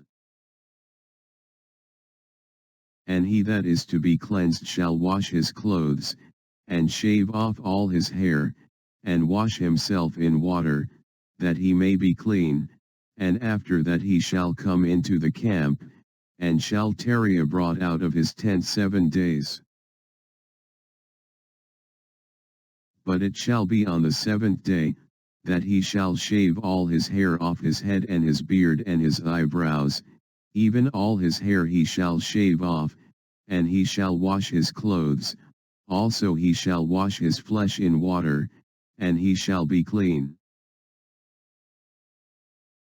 And on the 8th day he shall take 2 he lambs without blemish, and 1 ewe lamb of the first year without blemish, and 3/10 deals of fine flour for a meat offering, mingled with oil, and 1 log of oil. And the priest that maketh him clean shall present the man that is to be made clean, and those things, before the Lord, at the door of the tabernacle of the congregation. And the priest shall take 1 he lamb, and offer him for a trespass offering, and the log of oil, and wave them for a wave offering before the Lord. And he shall slay the lamb in the place where he shall kill the sin offering and the burnt offering, in the holy place, for as the sin offering is the priest's, so is the trespass offering, it is most holy. And the priest shall take some of the blood of the trespass offering, and the priest shall put it upon the tip of the right ear of him that is to be cleansed, and upon the thumb of his right hand, and upon the great toe of his right foot. And the priest shall take some of the log of oil, and pour it into the palm of his own left hand. And the priest shall dip his right finger in the oil that is in his left hand, and shall sprinkle of the oil with his finger 7 times before the Lord. And of the rest of the oil that is in his hand shall the priest put upon the tip of the right ear of him that is to be cleansed, and upon the thumb of his right hand, and upon the great toe of his right foot, upon the blood of the trespass offering. And the remnant of the oil that is in the priest's hand he shall pour upon the head of him that is to be cleansed, and the priest shall make an atonement for him before the Lord.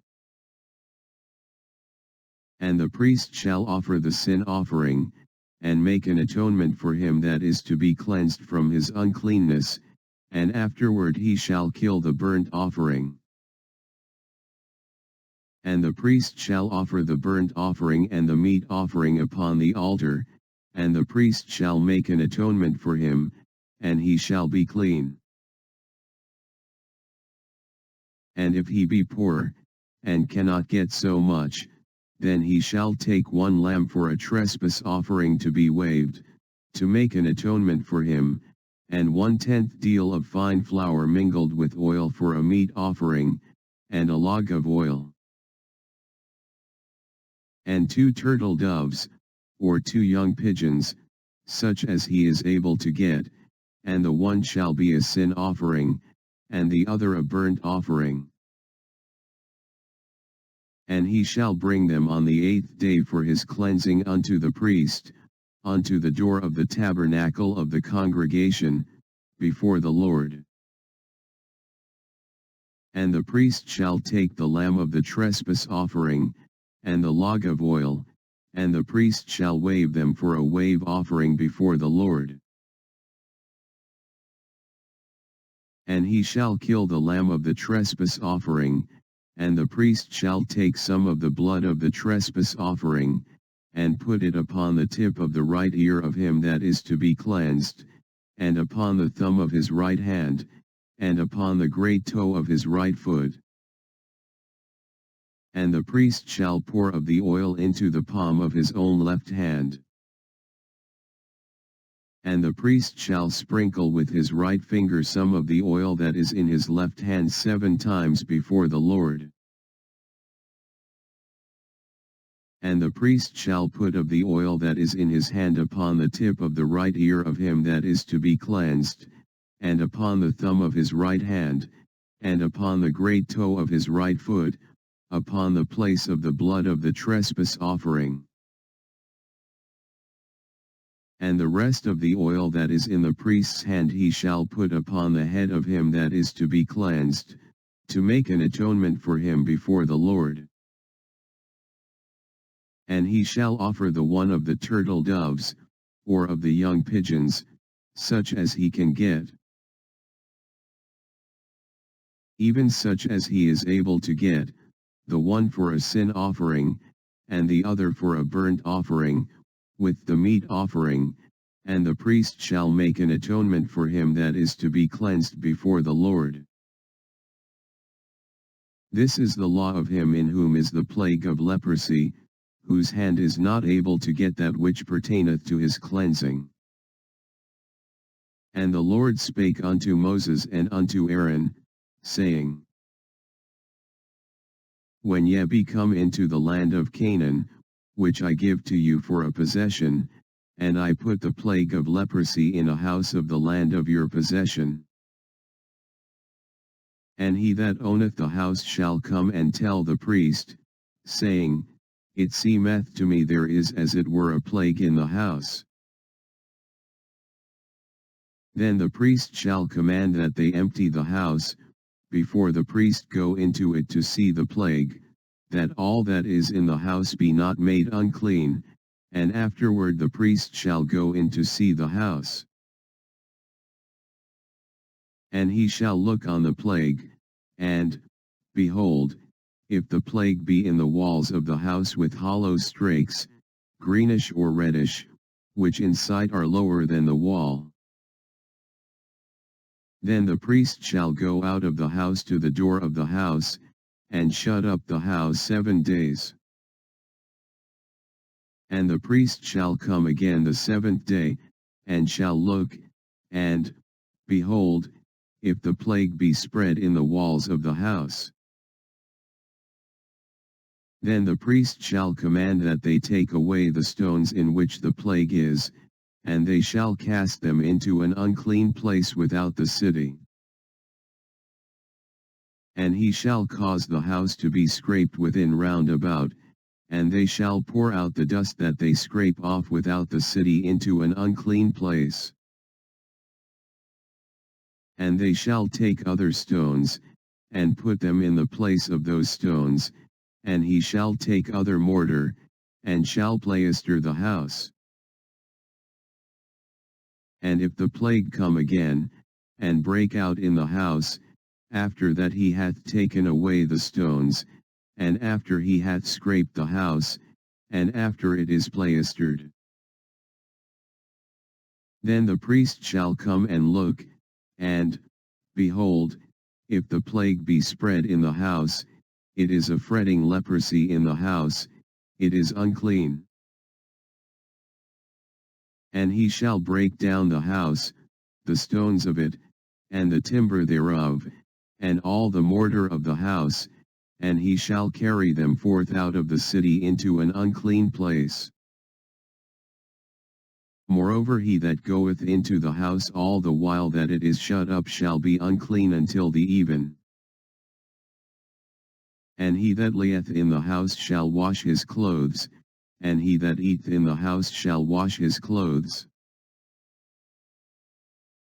And if the priest shall come in, and look upon it, and, behold, the plague hath not spread in the house, after the house was plaistered, then the priest shall pronounce the house clean, because the plague is healed. And he shall take to cleanse the house 2 birds, and cedar wood, and scarlet, and hyssop. And he shall kill the one of the birds in an earthen vessel over running water. And he shall take the cedar wood, and the hyssop, and the scarlet, and the living bird, and dip them in the blood of the slain bird, and in the running water, and sprinkle the house 7 times. And he shall cleanse the house with the blood of the bird, and with the running water, and with the living bird, and with the cedar wood, and with the hyssop, and with the scarlet. But he shall let go the living bird out of the city into the open fields, and make an atonement for the house, and it shall be clean. This is the law for all manner of plague of leprosy, and scall, and for the leprosy of a garment, and of a house, and for a rising, and for a scab, and for a bright spot. To teach when it is unclean, and when it is clean, this is the law of leprosy. And the Lord spake unto Moses and to Aaron, saying, Speak unto the children of Israel, and say unto them, When any man hath a running issue out of his flesh, because of his issue he is unclean. And this shall be his uncleanness in his issue, whether his flesh run with his issue, or his flesh be stopped from his issue, it is his uncleanness. Every bed, whereon he layeth that hath the issue, is unclean, and everything, whereon he sitteth, shall be unclean. And whosoever toucheth his bed shall wash his clothes, and bathe himself in water, and be unclean until the even. And he that sitteth on anything whereon he sat that hath the issue shall wash his clothes, and bathe himself in water, and be unclean until the even. And he that toucheth the flesh of him that hath the issue shall wash his clothes, and bathe himself in water, and be unclean until the even. And if he that hath the issue spit upon him that is clean, then he shall wash his clothes, and bathe himself in water, and be unclean until the even. And what saddle soever he rideth upon that hath the issue shall be unclean. And whosoever toucheth anything that was under him shall be unclean until the even, and he that beareth any of those things shall wash his clothes, and bathe himself in water, and be unclean until the even. And whomsoever he toucheth that hath the issue, and hath not rinsed his hands in water, he shall wash his clothes, and bathe himself in water, and be unclean until the even. And the vessel of earth, that he toucheth which hath the issue, shall be broken, and every vessel of wood shall be rinsed in water. And when he that hath an issue is cleansed of his issue, then he shall number to himself 7 days for his cleansing, and wash his clothes, and bathe his flesh in running water, and shall be clean. And on the 8th day he shall take to him 2 turtle doves, or 2 young pigeons, and come before the Lord unto the door of the tabernacle of the congregation, and give them unto the priest. And the priest shall offer them, the one for a sin offering, and the other for a burnt offering, and the priest shall make an atonement for him before the Lord for his issue. And if any man's seed of copulation go out from him, then he shall wash all his flesh in water, and be unclean until the even. And every garment, and every skin, whereon is the seed of copulation, shall be washed with water, and be unclean until the even. The woman also with whom man shall lie with seed of copulation, they shall both bathe themselves in water, and be unclean until the even. And if a woman have an issue, and her issue in her flesh be blood, she shall be put apart 7 days, and whosoever toucheth her shall be unclean until the even. And everything that she layeth upon in her separation shall be unclean, everything also that she sitteth upon shall be unclean. And whosoever toucheth her bed shall wash his clothes, and bathe himself in water, and be unclean until the even. And whosoever toucheth anything that she sat upon shall wash his clothes, and bathe himself in water, and be unclean until the even. And if it be on her bed, or on anything whereon she sitteth, when he toucheth it, he shall be unclean until the even. And if any man lie with her at all, and her flowers be upon him, he shall be unclean 7 days, and all the bed whereon he lieth shall be unclean. And if a woman have an issue of her blood many days out of the time of her separation, or if it run beyond the time of her separation, all the days of the issue of her uncleanness shall be as the days of her separation, she shall be unclean. Every bed whereon she lieth all the days of her issue shall be unto her as the bed of her separation, and whatsoever she sitteth upon shall be unclean, as the uncleanness of her separation.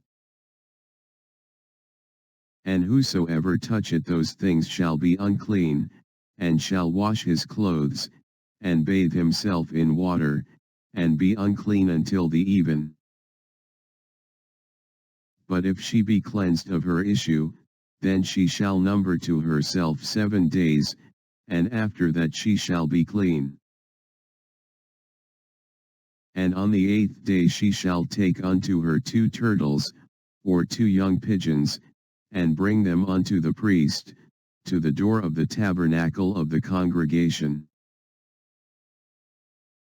And the priest shall offer the one for a sin offering, and the other for a burnt offering, and the priest shall make an atonement for her before the Lord for the issue of her uncleanness. Thus shall ye separate the children of Israel from their uncleanness, that they die not in their uncleanness, when they defile my tabernacle that is among them. This is the law of him that hath an issue, and of him whose seed goeth from him, and is defiled therewith. And of her that is sick of her flowers, and of him that hath an issue, of the man, and of the woman, and of him that lieth with her that is unclean. And the Lord spake unto Moses after the death of the two sons of Aaron, when they offered before the Lord, and died. And the Lord said unto Moses, Speak unto Aaron thy brother, that he come not at all times into the holy place within the veil before the mercy seat, which is upon the ark, that he die not, for I will appear in the cloud upon the mercy seat. Thus shall Aaron come into the holy place, with a young bullock for a sin offering, and a ram for a burnt offering. He shall put on the holy linen coat, and he shall have the linen breeches upon his flesh, and shall be girded with a linen girdle, and with the linen mitre shall he be attired. These are holy garments, therefore shall he wash his flesh in water, and so put them on. And he shall take of the congregation of the children of Israel 2 kids of the goats for a sin offering, and 1 ram for a burnt offering.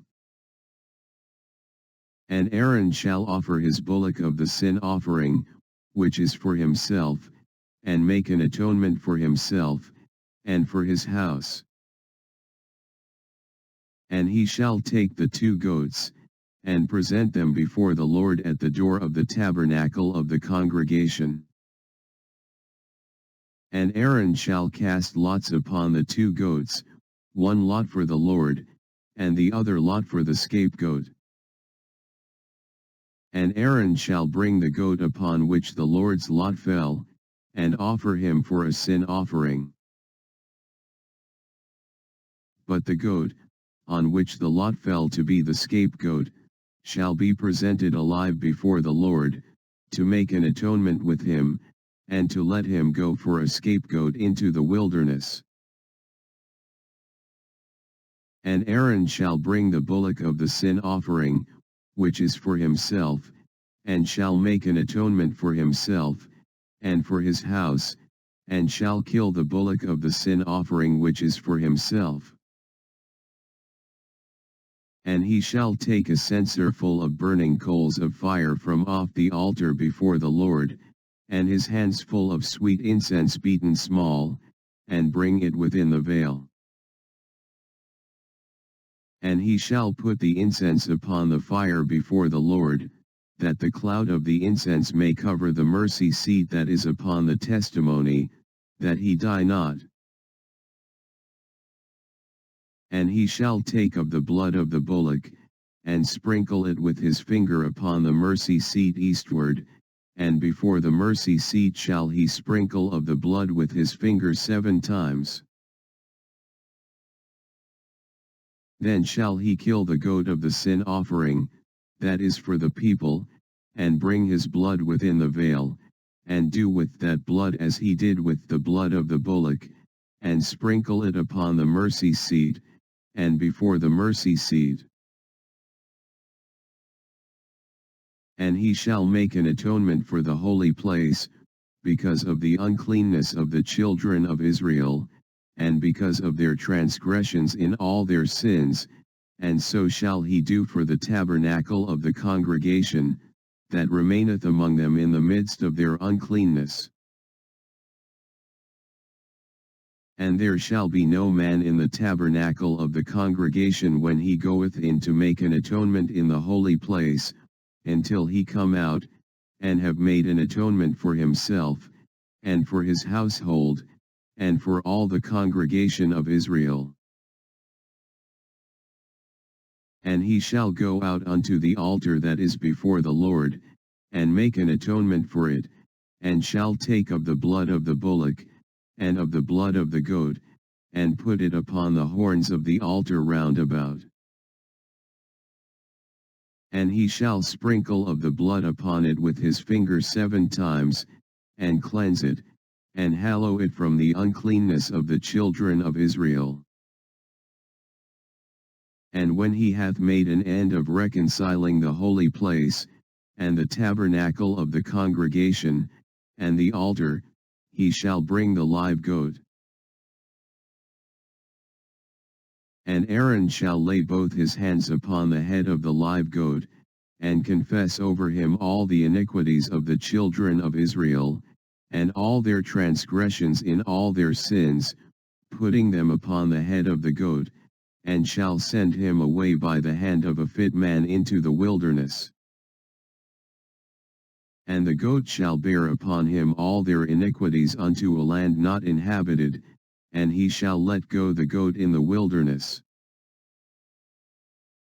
And Aaron shall come into the tabernacle of the congregation, and shall put off the linen garments, which he put on when he went into the holy place, and shall leave them there.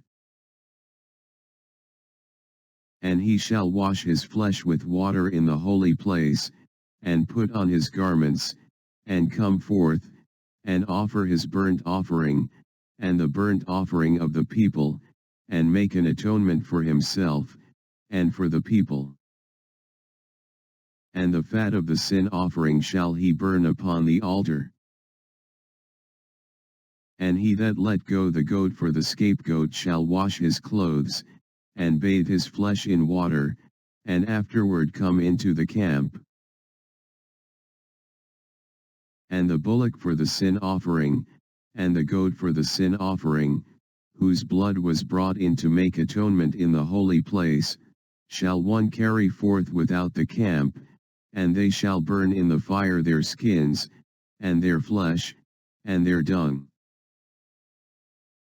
And he that burneth them shall wash his clothes, and bathe his flesh in water, and afterward he shall come into the camp.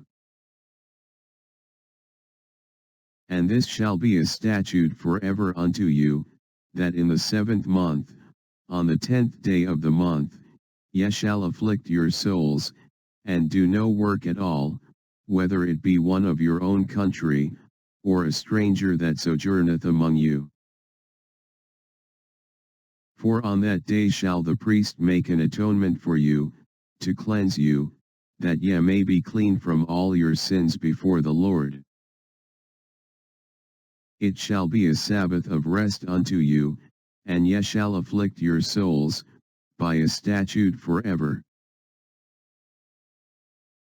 And the priest, whom he shall anoint, and whom he shall consecrate to minister in the priest's office in his father's stead, shall make the atonement, and shall put on the linen clothes, even the holy garments. And he shall make an atonement for the holy sanctuary, and he shall make an atonement for the tabernacle of the congregation, and for the altar, and he shall make an atonement for the priests, and for all the people of the congregation. And this shall be an everlasting statute unto you, to make an atonement for the children of Israel for all their sins once a year. And he did as the Lord commanded Moses. And the Lord spake unto Moses, saying, Speak unto Aaron, and unto his sons, and unto all the children of Israel, and say unto them, This is the thing which the Lord hath commanded, saying, What man soever there be of the house of Israel, that killeth an ox, or lamb, or goat, in the camp, or that killeth it out of the camp, and bringeth it not unto the door of the tabernacle of the congregation, to offer an offering unto the Lord before the tabernacle of the Lord, blood shall be imputed unto that man, he hath shed blood, and that man shall be cut off from among his people.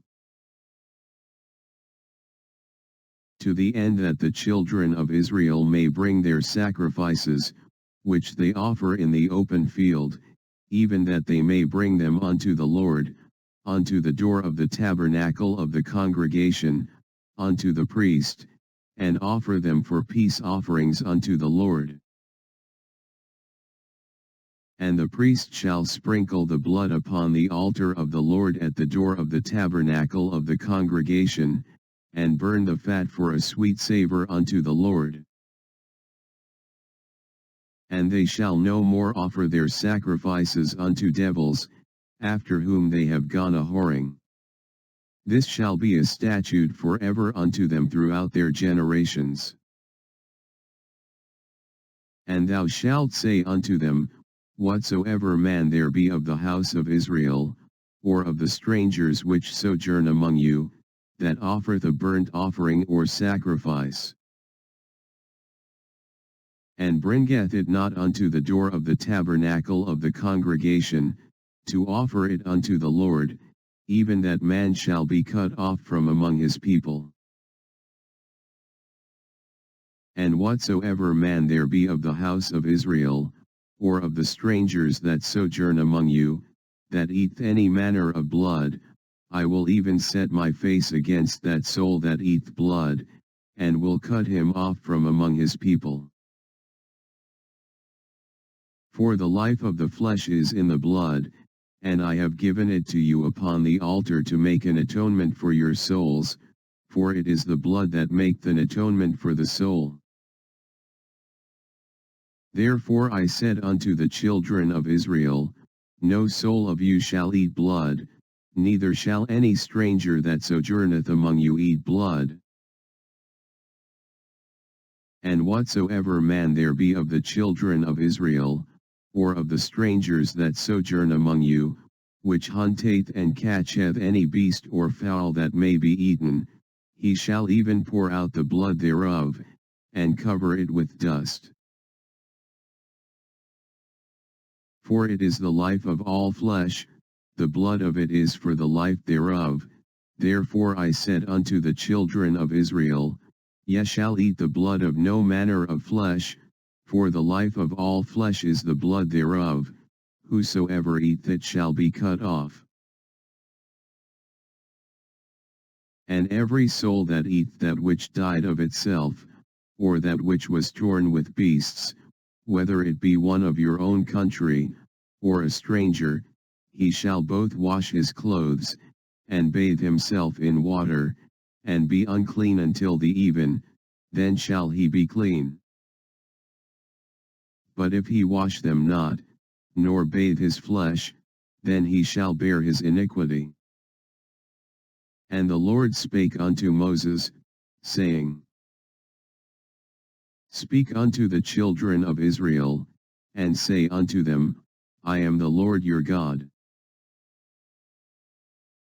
After the doings of the land of Egypt, wherein ye dwelt, shall ye not do, and after the doings of the land of Canaan, whither I bring you, shall ye not do, neither shall ye walk in their ordinances. Ye shall do my judgments, and keep mine ordinances, to walk therein, I am the Lord your God. Ye shall therefore keep my statutes, and my judgments, which if a man do, he shall live in them, I am the Lord. None of you shall approach to any that is near of kin to him, to uncover their nakedness, I am the Lord. The nakedness of thy father, or the nakedness of thy mother, shalt thou not uncover, she is thy mother, thou shalt not uncover her nakedness. The nakedness of thy father's wife shalt thou not uncover, it is thy father's nakedness. The nakedness of thy sister, the daughter of thy father, or daughter of thy mother, whether she be born at home, or born abroad, even their nakedness thou shalt not uncover. The nakedness of thy son's daughter, or of thy daughter's daughter, even their nakedness thou shalt not uncover, for theirs is thine own nakedness. The nakedness of thy father's wife's daughter, begotten of thy father, she is thy sister, thou shalt not uncover her nakedness. Thou shalt not uncover the nakedness of thy father's sister, she is thy father's near kinswoman. Thou shalt not uncover the nakedness of thy mother's sister, for she is thy mother's near kinswoman. Thou shalt not uncover the nakedness of thy father's brother, thou shalt not approach to his wife, she is thine aunt. Thou shalt not uncover the nakedness of thy daughter-in-law, she is thy son's wife, thou shalt not uncover her nakedness. Thou shalt not uncover the nakedness of thy brother's wife, it is thy brother's nakedness. Thou shalt not uncover the nakedness of a woman and her daughter, neither shalt thou take her son's daughter, or her daughter's daughter, to uncover her nakedness, for they are her near kinswomen, it is wickedness. Neither shalt thou take a wife to her sister, to vex her, to uncover her nakedness, beside the other in her lifetime. Also thou shalt not approach unto a woman to uncover her nakedness, as long as she is put apart for her uncleanness. Moreover thou shalt not lie carnally with thy neighbor's wife, to defile thyself with her. And thou shalt not let any of thy seed pass through the fire to Molech, neither shalt thou profane the name of thy God, I am the Lord. Thou shalt not lie with mankind, as with womankind, it is abomination. Neither shalt thou lie with any beast to defile thyself therewith, neither shall any woman stand before a beast to lie down thereto, it is confusion. Defile not ye yourselves in any of these things, for in all these the nations are defiled which I cast out before you. And the land is defiled, therefore I do visit the iniquity thereof upon it, and the land itself vomiteth out her inhabitants. Ye shall therefore keep my statutes and my judgments, and shall not commit any of these abominations, neither any of your own nation, nor any stranger that sojourneth among you. For all these abominations have the men of the land done, which were before you, and the land is defiled. That the land spew not you out also, when ye defile it, as it spurred out the nations that were before you. For whosoever shall commit any of these abominations, even the souls that commit them shall be cut off from among their people. Therefore shall ye keep mine ordinance, that ye commit not any one of these abominable customs, which were committed before you, and that ye defile not yourselves therein, I am the Lord your God. And the Lord spake unto Moses, saying, Speak unto all the congregation of the children of Israel, and say unto them, Ye shall be holy, for I the Lord your God am holy. Ye shall fear every man his mother, and his father, and keep my Sabbaths, I am the Lord your God. Turn ye not unto idols, nor make to yourselves molten gods, I am the Lord your God. And if ye offer a sacrifice of peace offerings unto the Lord, ye shall offer it at your own will. It shall be eaten the same day ye offer it, and on the morrow, and if it remain until the third day, it shall be burnt in the fire. And if it be eaten at all on the third day, it is abominable, it shall not be accepted. Therefore every one that eateth shall bear his iniquity, because he hath profaned the hallowed thing of the Lord, and that soul shall be cut off from among his people. And when ye reap the harvest of your land, thou shalt not wholly reap the corners of thy field, neither shalt thou gather the gleanings of thy harvest. And thou shalt not glean thy vineyard, neither shalt thou gather every grape of thy vineyard, thou shalt leave them for the poor and stranger, I am the Lord your God. Ye shall not steal, neither deal falsely, neither lie one to another. And ye shall not swear by my name falsely, neither shalt thou profane the name of thy God, I am the Lord.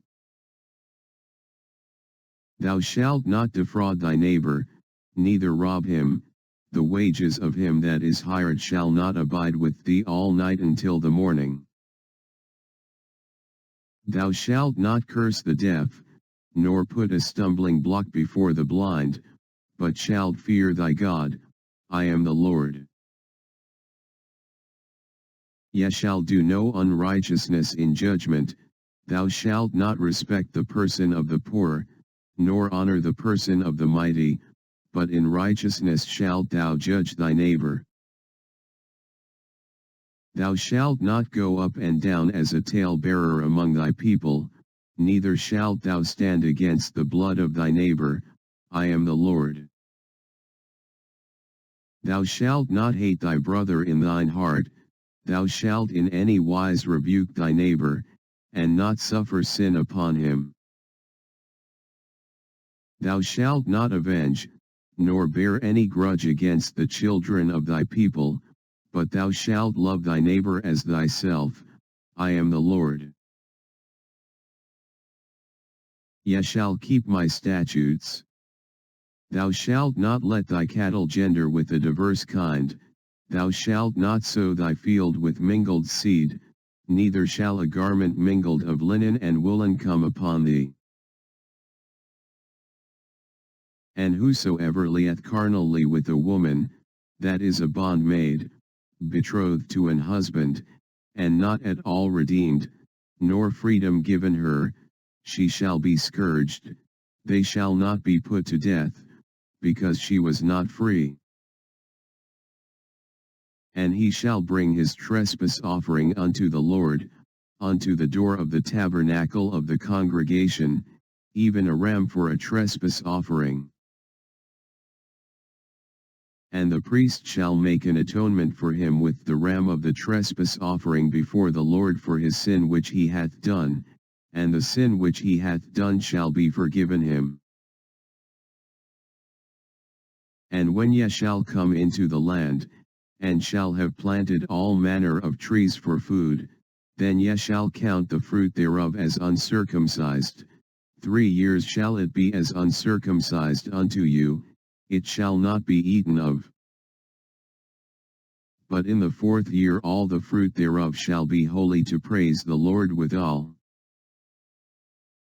And in the 5th year shall ye eat of the fruit thereof, that it may yield unto you the increase thereof, I am the Lord your God.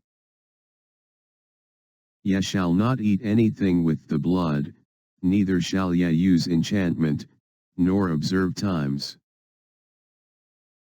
Ye shall not round the corners of your heads, neither shalt thou mar the corners of thy beard. Ye shall not make any cuttings in your flesh for the dead, nor print any marks upon you, I am the Lord. Do not prostitute thy daughter, to cause her to be a whore, lest the land fall to whoredom, and the land become full of wickedness. Ye shall keep my Sabbaths, and reverence my sanctuary, I am the Lord. Regard not them that have familiar spirits, neither seek after wizards, to be defiled by them, I am the Lord your God. Thou shalt rise up before the hoary head, and honor the face of the old man, and fear thy God, I am the Lord. And if a stranger sojourn with thee in your land, ye shall not vex him. But the stranger that dwelleth with you shall be unto you as one born among you, and thou shalt love him as thyself, for ye were strangers in the land of Egypt. I am the Lord your God. Ye shall do no unrighteousness in judgment, in meat yard, in weight, or in measure. Just balances, just weights, a just ephah, and a just hin, shall ye have. I am the Lord your God, which brought you out of the land of Egypt. Therefore shall ye observe all my statutes, and all my judgments, and do them. I am the Lord. And the Lord spake unto Moses, saying,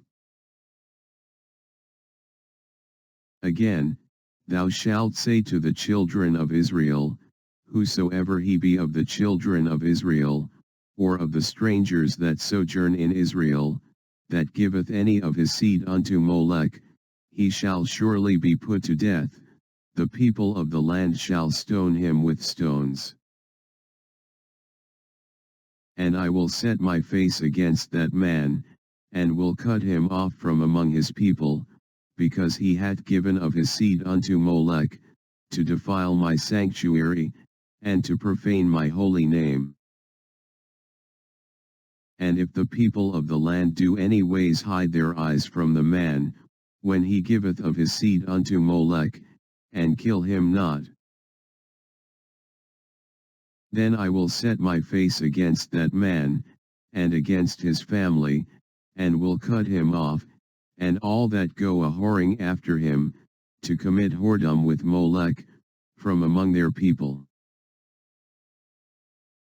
And the soul that turneth after such as have familiar spirits, and after wizards, to go a-whoring after them, I will even set my face against that soul, and will cut him off from among his people.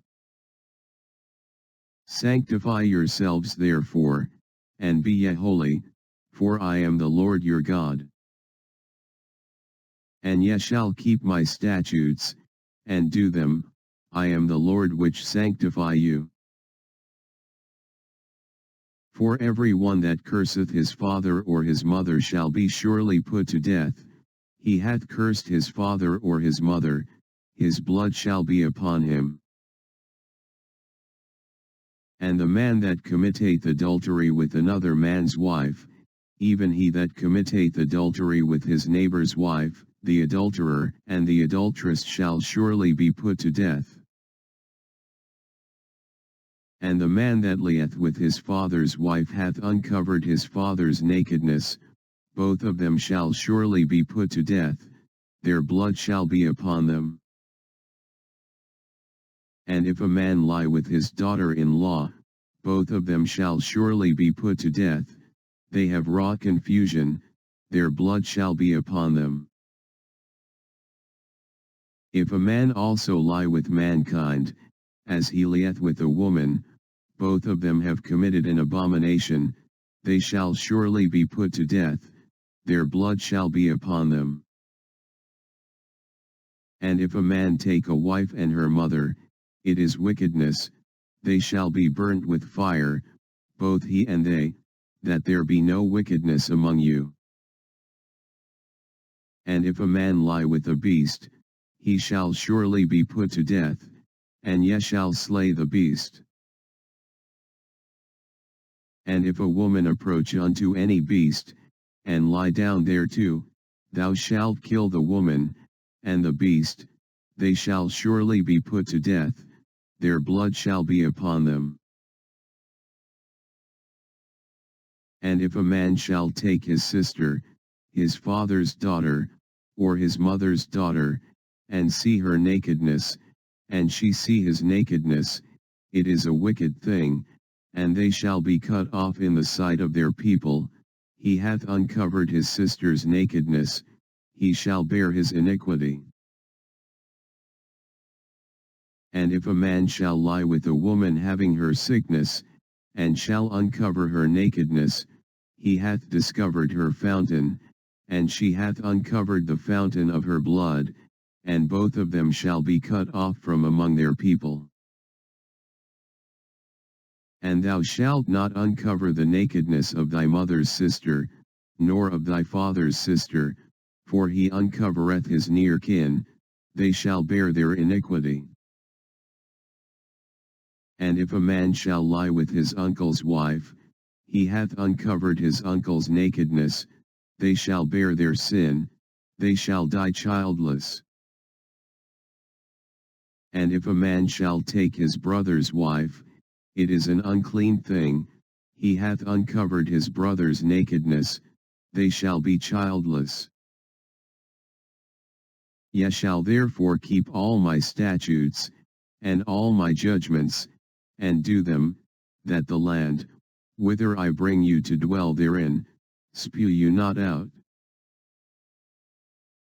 And ye shall not walk in the manners of the nation, which I cast out before you, for they committed all these things, and therefore I abhorred them.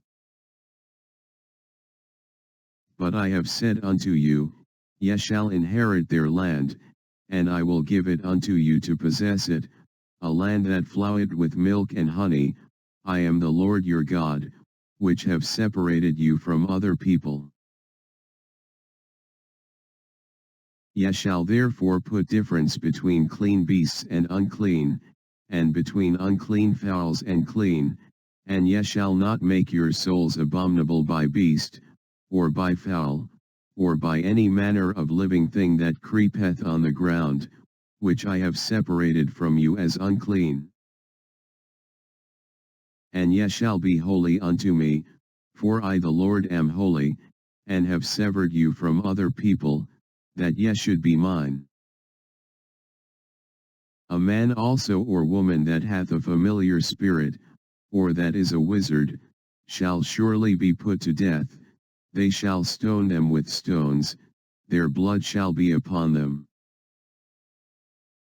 And the Lord said unto Moses, Speak unto the priests the sons of Aaron, and say unto them, There shall none be defiled for the dead among his people.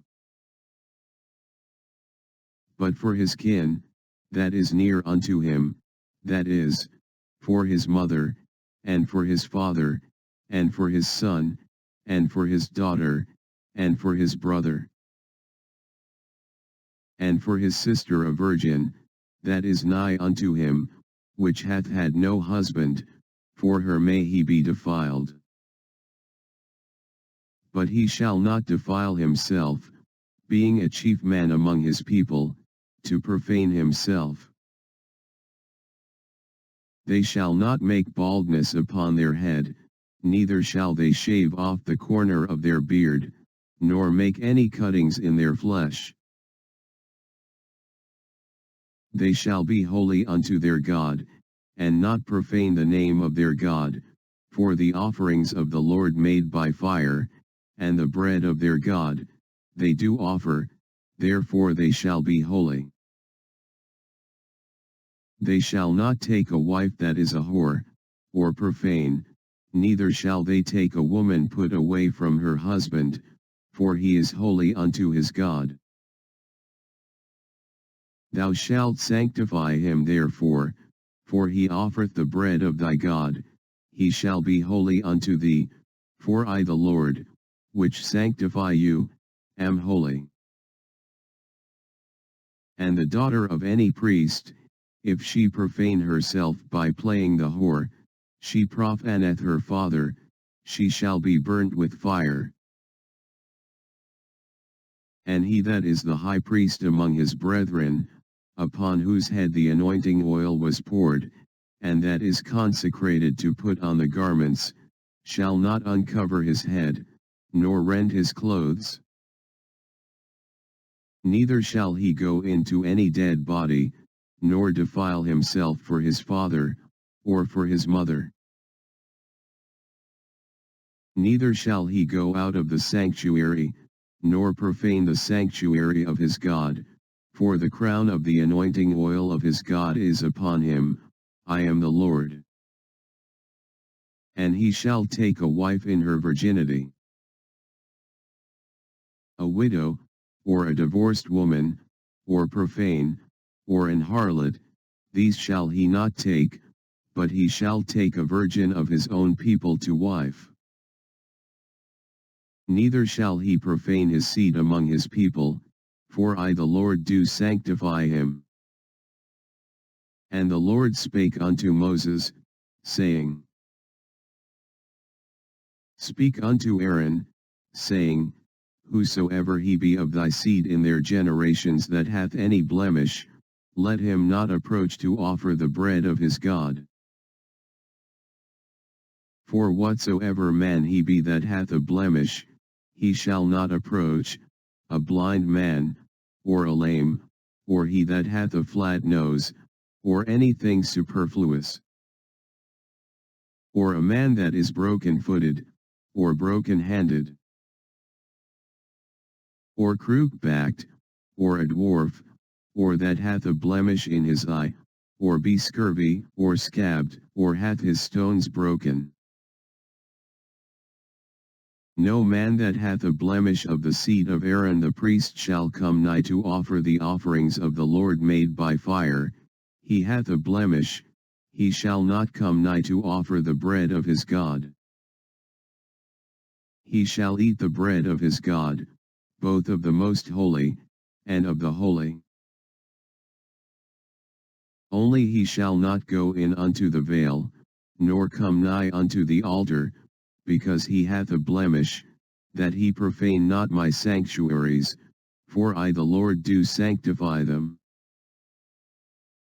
And Moses told it unto Aaron, and to his sons, and unto all the children of Israel. And the Lord spake unto Moses, saying,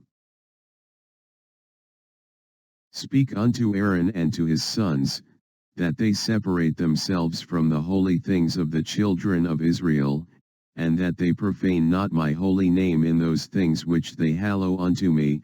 I am the Lord.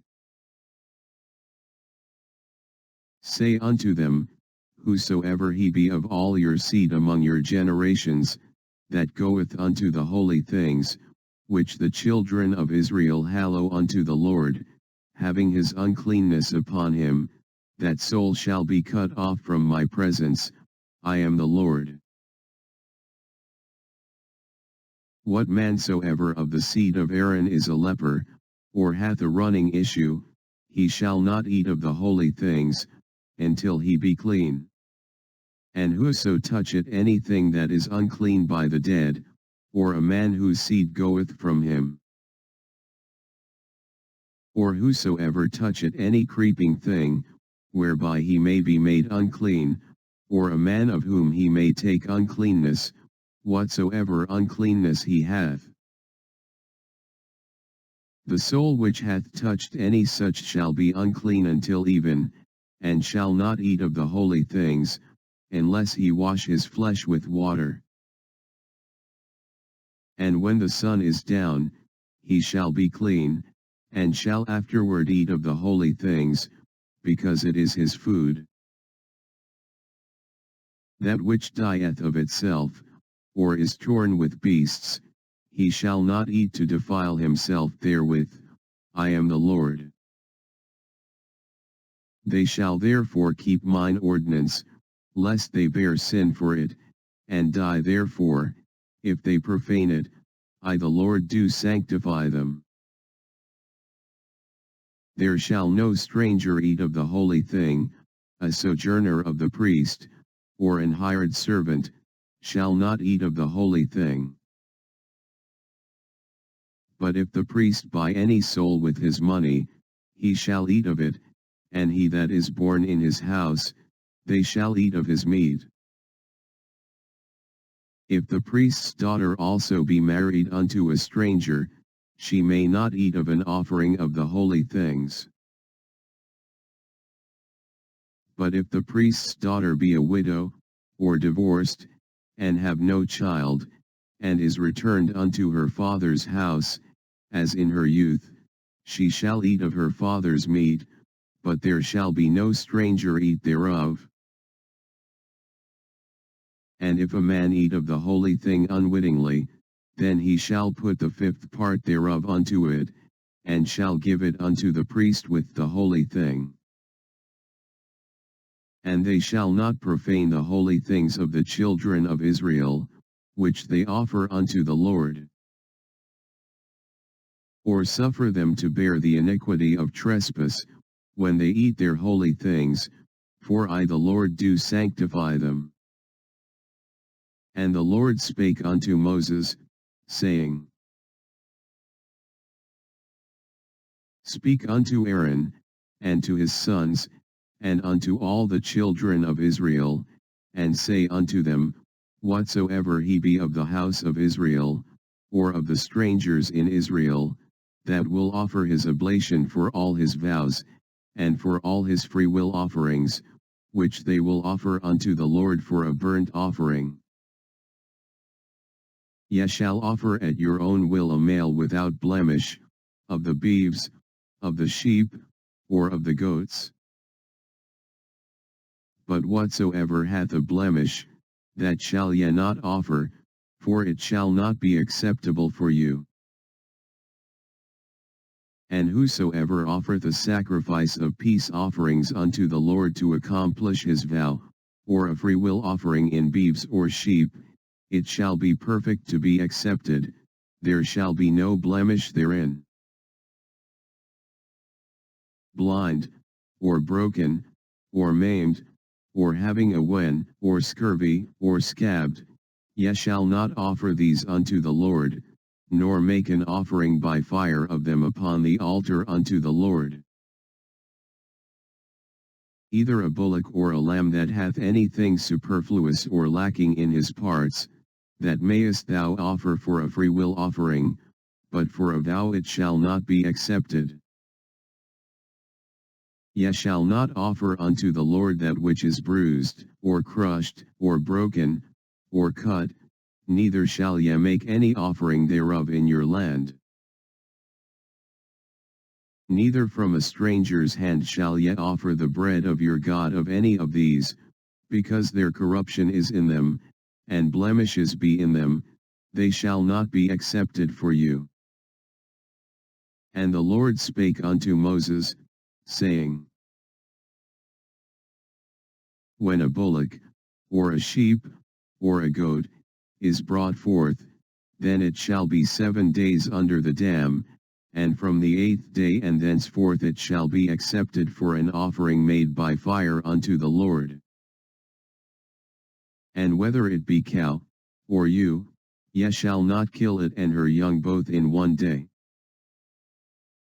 And when ye will offer a sacrifice of thanksgiving unto the Lord, offer it at your own will. On the same day it shall be eaten up, ye shall leave none of it until the morrow, I am the Lord. Therefore shall ye keep my commandments, and do them, I am the Lord. Neither shall ye profane my holy name, but I will be hallowed among the children of Israel, I am the Lord which hallow you. That brought you out of the land of Egypt, to be your God, I am the Lord. And the Lord spake unto Moses, saying, Speak unto the children of Israel, and say unto them, concerning the feasts of the Lord, which ye shall proclaim to be holy convocations, even these are my feasts. 6 days shall work be done, but the 7th day is the Sabbath of rest, and holy convocation, ye shall do no work therein, it is the Sabbath of the Lord in all your dwellings. These are the feasts of the Lord, even holy convocations, which ye shall proclaim in their seasons. In the 14th day of the first month at even is the Lord's Passover. And on the 15th day of the same month is the feast of unleavened bread unto the Lord, 7 days ye must eat unleavened bread. In the first day ye shall have an holy convocation, ye shall do no servile work therein. But ye shall offer an offering made by fire unto the Lord 7 days, in the 7th day is an holy convocation, ye shall do no servile work therein. And the Lord spake unto Moses, saying, Speak unto the children of Israel, and say unto them, When ye be come into the land which I give unto you, and shall reap the harvest thereof, then ye shall bring a sheaf of the first fruits of your harvest unto the priest. And he shall wave the sheaf before the Lord, to be accepted for you. On the morrow after the Sabbath the priest shall wave it. And ye shall offer that day when ye wave the sheaf an he lamb without blemish of the first year for a burnt offering unto the Lord. And the meat offering thereof shall be 2/10 deals of fine flour mingled with oil, an offering made by fire unto the Lord for a sweet savor, and the drink offering thereof shall be of wine, the 4th part of an hin. And ye shall eat neither bread, nor parched corn, nor green ears, until the selfsame day that ye have brought an offering unto your God. It shall be a statute forever throughout your generations in all your dwellings. And ye shall count unto you from the morrow after the Sabbath, from the day that ye brought the sheaf of the wave offering, 7 Sabbaths shall be complete. Even unto the morrow after the 7th Sabbath shall ye number 50 days, and ye shall offer a new meat offering unto the Lord.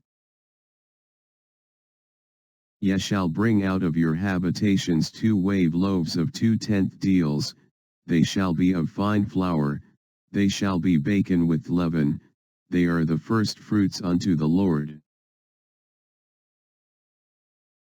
And ye shall offer with the bread 7 lambs without blemish of the first year, and 1 young bullock, and 2 rams, they shall be for a burnt offering unto the Lord, with their meat offering, and their drink offerings, even an offering made by fire, of sweet savor unto the Lord. Then ye shall sacrifice 1 kid of the goats for a sin offering, and 2 lambs of the first year for a sacrifice of peace offerings. And the priest shall wave them with the bread of the first fruits for a wave offering before the Lord, with the 2 lambs, they shall be holy to the Lord for the priest. And ye shall proclaim on the selfsame day, that it may be an holy convocation unto you, ye shall do no servile work therein, it shall be a statute forever in all your dwellings throughout your generations. And when ye reap the harvest of your land, thou shalt not make clean riddance of the corners of thy field when thou reapest, neither shalt thou gather any gleaning of thy harvest, thou shalt leave them unto the poor, and to the stranger. I am the Lord your God. And the Lord spake unto Moses, saying, Speak unto the children of Israel, saying, In the 7th month, in the 1st day of the month, shall ye have a Sabbath, a memorial of blowing of trumpets, an holy convocation. Ye shall do no servile work therein, but ye shall offer an offering made by fire unto the Lord. And the Lord spake unto Moses, saying,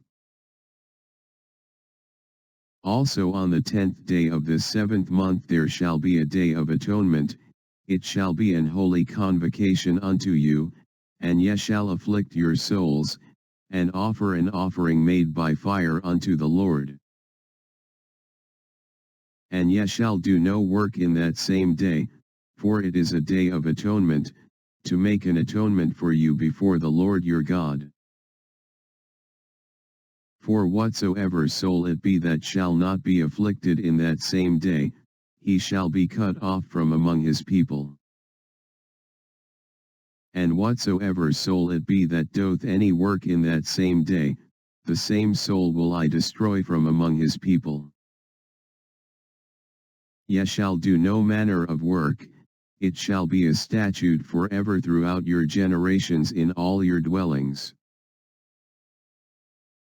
It shall be unto you a Sabbath of rest, and ye shall afflict your souls, in the 9th day of the month at even, from even unto even, shall ye celebrate your Sabbath. And the Lord spake unto Moses, saying, Speak unto the children of Israel, saying, The 15th day of this 7th month shall be the Feast of Tabernacles for 7 days unto the Lord. On the 1st day shall be an holy convocation, ye shall do no servile work therein. 7 days ye shall offer an offering made by fire unto the Lord, on the 8th day shall be an holy convocation unto you, and ye shall offer an offering made by fire unto the Lord, it is a solemn assembly, and ye shall do no servile work therein. These are the feasts of the Lord, which ye shall proclaim to be holy convocations, to offer an offering made by fire unto the Lord, a burnt offering, and a meat offering, a sacrifice, and drink offerings, everything upon his day. Beside the Sabbaths of the Lord, and beside your gifts, and beside all your vows, and beside all your freewill offerings, which ye give unto the Lord. Also in the 15th day of the 7th month, when ye have gathered in the fruit of the land, ye shall keep a feast unto the Lord 7 days, on the 1st day shall be a Sabbath, and on the 8th day shall be a Sabbath. And ye shall take you on the 1st day the boughs of goodly trees, branches of palm trees, and the boughs of thick trees, and willows of the brook, and ye shall rejoice before the Lord your God 7 days. And ye shall keep it a feast unto the Lord 7 days in the year. It shall be a statute forever in your generations, ye shall celebrate it in the 7th month. Ye shall dwell in booths 7 days, all that are Israelites born shall dwell in booths. That your generations may know that I made the children of Israel to dwell in booths, when I brought them out of the land of Egypt, I am the Lord your God. And Moses declared unto the children of Israel the feasts of the Lord. And the Lord spake unto Moses, saying, Command the children of Israel, that they bring unto thee pure oil olive beaten for the light, to cause the lamps to burn continually. Without the veil of the testimony, in the tabernacle of the congregation, shall Aaron order it from the evening unto the morning before the Lord continually, it shall be a statute forever in your generations. He shall order the lamps upon the pure candlestick before the Lord continually. And thou shalt take fine flour, and bake 12 cakes thereof, 2/10 deals shall be in 1 cake. And thou shalt set them in 2 rows, 6 on a row, upon the pure table before the Lord. And thou shalt put pure frankincense upon each row, that it may be on the bread for a memorial, even an offering made by fire unto the Lord. Every Sabbath he shall set it in order before the Lord continually, being taken from the children of Israel by an everlasting covenant. And it shall be Aaron's and his sons, and they shall eat it in the holy place, for it is most holy unto him of the offerings of the Lord made by fire by a perpetual statute. And the son of an Israelitish woman, whose father was an Egyptian, went out among the children of Israel, And this son of the Israelitish woman and a man of Israel strove together in the camp. And the Israelitish woman's son blasphemed the name of the Lord, and cursed. And they brought him unto Moses, and his mother's name was Shelomith, the daughter of Debri, of the tribe of Dan. And they put him in ward, that the mind of the Lord might be shewed them. And the Lord spake unto Moses, saying, Bring forth him that hath cursed without the camp, and let all that heard him lay their hands upon his head, and let all the congregation stone him. And thou shalt speak unto the children of Israel, saying, Whosoever curseth his God shall bear his sin. And he that blasphemeth the name of the Lord, he shall surely be put to death, and all the congregation shall certainly stone him, as well the stranger, as he that is born in the land, when he blasphemeth the name of the Lord, shall be put to death. And he that killeth any man shall surely be put to death. And he that killeth a beast shall make it good, beast for beast. And if a man cause a blemish in his neighbor, as he hath done, so shall it be done to him. Breach for breach, eye for eye, tooth for tooth, as he hath caused a blemish in a man, so shall it be done to him again. And he that killeth a beast, he shall restore it, and he that killeth a man, he shall be put to death. Ye shall have one manner of law, as well for the stranger, as for one of your own country, for I am the Lord your God. And Moses spake to the children of Israel, that they should bring forth him that had cursed out of the camp, and stone him with stones. And the children of Israel did as the Lord commanded Moses.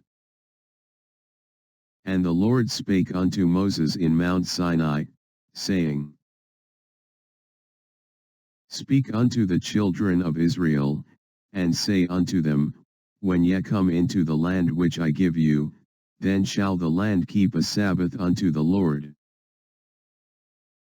6 years thou shalt sow thy field, and 6 years thou shalt prune thy vineyard, and gather in the fruit thereof.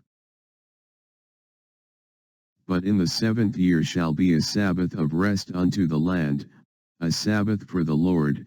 Thou shalt neither sow thy field, nor prune thy vineyard. That which groweth of its own accord of thy harvest thou shalt not reap, neither gather the grapes of thy vine undressed, for it is a year of rest unto the land. And the Sabbath of the land shall be meat for you, for thee, and for thy servant, and for thy maid, and for thy hired servant, and for thy stranger that sojourneth with thee. And for thy cattle, and for the beasts that are in thy land, shall all the increase thereof be meat. And thou shalt number 7 Sabbaths of years unto thee, 7 times 7 years, and the space of the 7 Sabbaths of years shall be unto thee 49 years. Then shalt thou cause the trumpet of the jubile to sound on the 10th day of the 7th month. In the day of atonement shall ye make the trumpet sound throughout all your land. And ye shall hallow the 50th year, and proclaim liberty throughout all the land unto all the inhabitants thereof. It shall be a jubile unto you, and ye shall return every man unto his possession, and ye shall return every man unto his family. A jubile shall that 50th year be unto you. Ye shall not sow, neither reap that which groweth of itself in it, nor gather the grapes in it of thy vine undressed. For it is the jubile, it shall be holy unto you, ye shall eat the increase thereof out of the field. In the year of this jubile ye shall return every man unto his possession. And if thou sell aught unto thy neighbor, or buyest aught of thy neighbor's hand, ye shall not oppress one another. According to the number of years after the jubile thou shalt buy of thy neighbor, and according unto the number of years of the fruits he shall sell unto thee. According to the multitude of years thou shalt increase the price thereof, and according to the fewness of years thou shalt diminish the price of it, for according to the number of the years of the fruits doth he sell unto thee. Ye shall not therefore oppress one another, but thou shalt fear thy God, for I am the Lord your God. Wherefore ye shall do my statutes, and keep my judgments, and do them, and ye shall dwell in the land in safety. And the land shall yield her fruit, and ye shall eat your fill, and dwell therein in safety. And if ye shall say, what shall we eat the 7th year? Behold, we shall not sow, nor gather in our increase. Then I will command my blessing upon you in the 6th year, and it shall bring forth fruit for 3 years. And ye shall sow the 8th year, and eat yet of old fruit until the 9th year, until her fruits come in ye shall eat of the old store. The land shall not be sold forever, for the land is mine, for ye are strangers and sojourners with me. And in all the land of your possession ye shall grant a redemption for the land. If thy brother be waxen poor, and hath sold away some of his possession, and if any of his kin come to redeem it, then shall he redeem that which his brother sold. And if the man have none to redeem it, and himself be able to redeem it, then let him count the years of the sale thereof, and restore the overplus unto the man to whom he sold it, that he may return unto his possession. But if he be not able to restore it to him, then that which is sold shall remain in the hand of him that hath bought it until the year of jubile, and in the jubile it shall go out, and he shall return unto his possession. And if a man sell a dwelling house in a walled city, then he may redeem it within a whole year after it is sold, within a full year may he redeem it. And if it be not redeemed within the space of a full year, then the house that is in the walled city shall be established forever to him that bought it throughout his generations, it shall not go out in the jubile. But the houses of the villages which have no wall round about them shall be counted as the fields of the country, they may be redeemed, and they shall go out in the jubile. Notwithstanding the cities of the Levites, and the houses of the cities of their possession, may the Levites redeem at any time. And if a man purchase of the Levites, then the house that was sold, and the city of his possession, shall go out in the year of jubile, for the houses of the cities of the Levites are their possession among the children of Israel. But the field of the suburbs of their cities may not be sold, for it is their perpetual possession. And if thy brother be waxen poor, and fallen in decay with thee, then thou shalt relieve him, yea, though he be a stranger, or a sojourner, that he may live with thee. Take thou no usury of him, or increase, but fear thy God, that thy brother may live with thee. Thou shalt not give him thy money upon usury, nor lend him thy victuals for increase. I am the Lord your God, which brought you forth out of the land of Egypt, to give you the land of Canaan, and to be your God.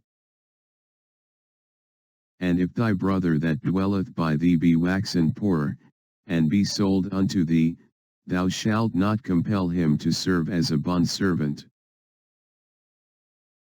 but as an hired servant, and as a sojourner, he shall be with thee, and shall serve thee unto the year of jubile. And then shall he depart from thee, both he and his children with him, and shall return unto his own family, and unto the possession of his fathers shall he return.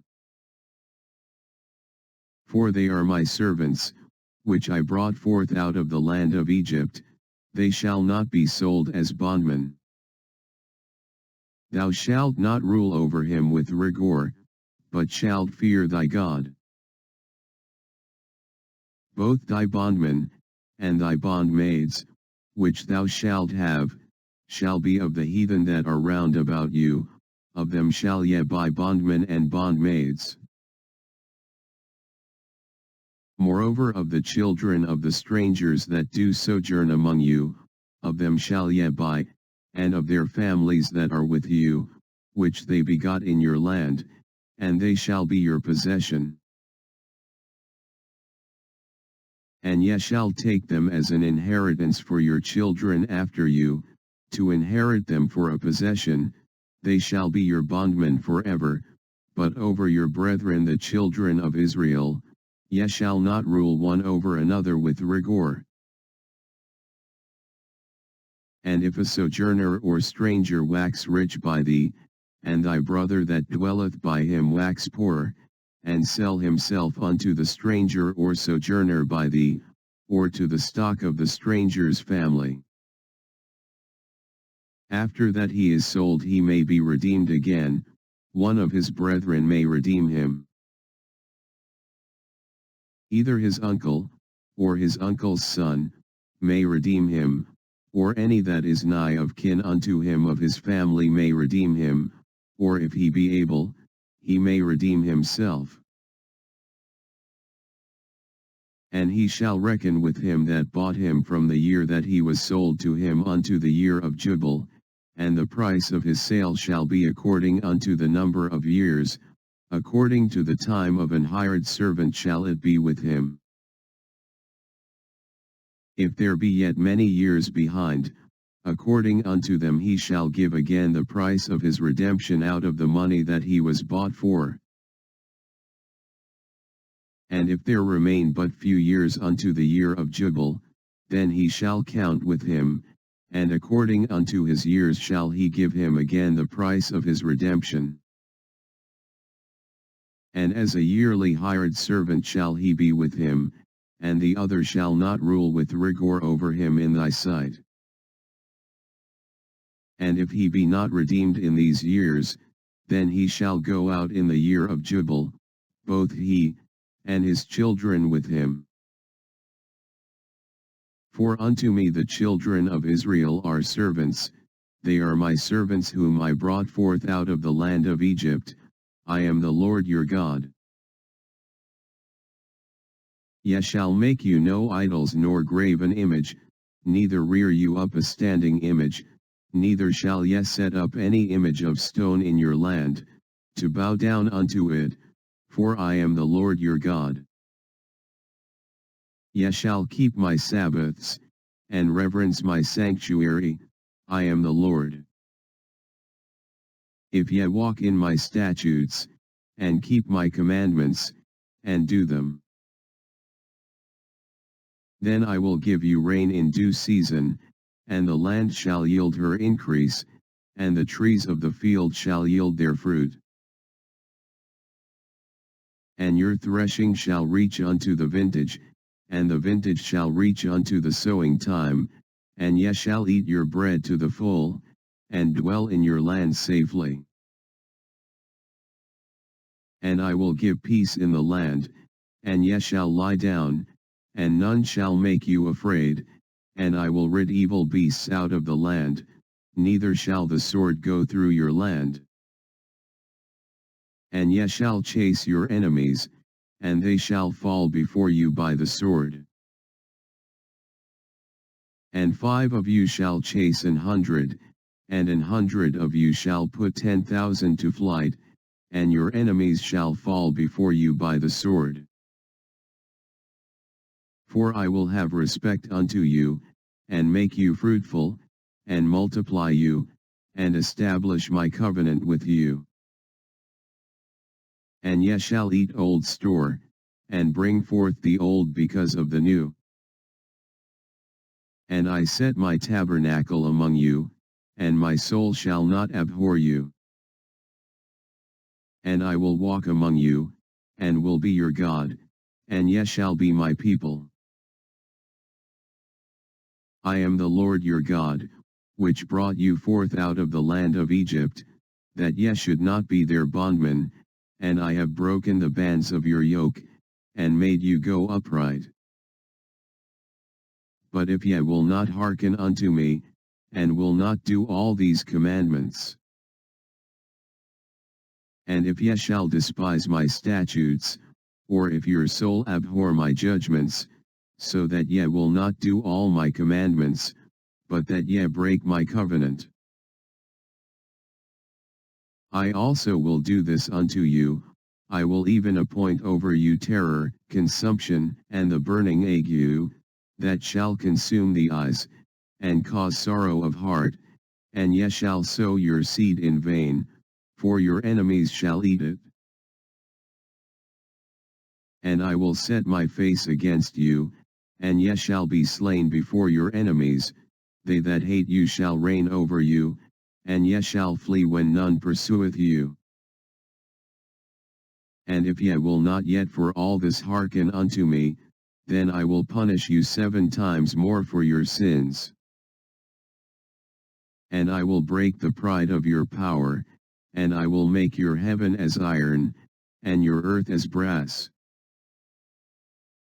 And your strength shall be spent in vain, for your land shall not yield her increase, neither shall the trees of the land yield their fruits. And if ye walk contrary unto me, and will not hearken unto me, I will bring 7 times more plagues upon you according to your sins. I will also send wild beasts among you, which shall rob you of your children, and destroy your cattle, and make you few in number, and your highways shall be desolate. And if ye will not be reformed by me by these things, but will walk contrary unto me, then will I also walk contrary unto you, and will punish you yet 7 times for your sins. And I will bring a sword upon you, that shall avenge the quarrel of my covenant, and when ye are gathered together within your cities, I will send the pestilence among you, and ye shall be delivered into the hand of the enemy. And when I have broken the staff of your bread, 10 women shall bake your bread in one oven, and they shall deliver you your bread again by weight, and ye shall eat, and not be satisfied. And if ye will not for all this hearken unto me, but walk contrary unto me, then I will walk contrary unto you also in fury, and I, even I, will chastise you 7 times for your sins. And ye shall eat the flesh of your sons, and the flesh of your daughters shall ye eat. And I will destroy your high places, and cut down your images, and cast your carcasses upon the carcasses of your idols, and my soul shall abhor you. And I will make your cities waste, and bring your sanctuaries unto desolation, and I will not smell the savor of your sweet odors. And I will bring the land into desolation, and your enemies which dwell therein shall be astonished at it. And I will scatter you among the heathen, and will draw out a sword after you, and your land shall be desolate, and your cities waste. Then shall the land enjoy her Sabbaths, as long as it lieth desolate, and ye be in your enemy's land, even then shall the land rest, and enjoy her Sabbaths. As long as it lieth desolate it shall rest, because it did not rest in your Sabbaths, when ye dwelt upon it. And upon them that are left alive of you I will send a faintness into their hearts in the lands of their enemies, and the sound of a shaken leaf shall chase them, and they shall flee, as fleeing from a sword, and they shall fall when none pursueth. And they shall fall one upon another, as it were before a sword, when none pursueth, and ye shall have no power to stand before your enemies. And ye shall perish among the heathen, and the land of your enemies shall eat you up. And they that are left of you shall pine away in their iniquity in your enemies' lands, and also in the iniquities of their fathers shall they pine away with them. If they shall confess their iniquity, and the iniquity of their fathers, with their trespass which they trespassed against me, and that also they have walked contrary unto me, and that I also have walked contrary unto them, and have brought them into the land of their enemies, if then their uncircumcised hearts be humbled, and they then accept of the punishment of their iniquity, then will I remember my covenant with Jacob, and also my covenant with Isaac, and also my covenant with Abraham will I remember, and I will remember the land. The land also shall be left of them, and shall enjoy her Sabbaths, while she lieth desolate without them, and they shall accept of the punishment of their iniquity, even because they despised my judgments, and because their soul abhorred my statutes. And yet for all that, when they be in the land of their enemies, I will not cast them away, neither will I abhor them, to destroy them utterly, and to break my covenant with them, for I am the Lord their God. But I will for their sakes remember the covenant of their ancestors, whom I brought forth out of the land of Egypt in the sight of the heathen, that I might be their God. I am the Lord. These are the statutes and judgments and laws, which the Lord made between him and the children of Israel in Mount Sinai by the hand of Moses. And the Lord spake unto Moses, saying, Speak unto the children of Israel, and say unto them, When a man shall make a singular vow, the persons shall be for the Lord by thy estimation.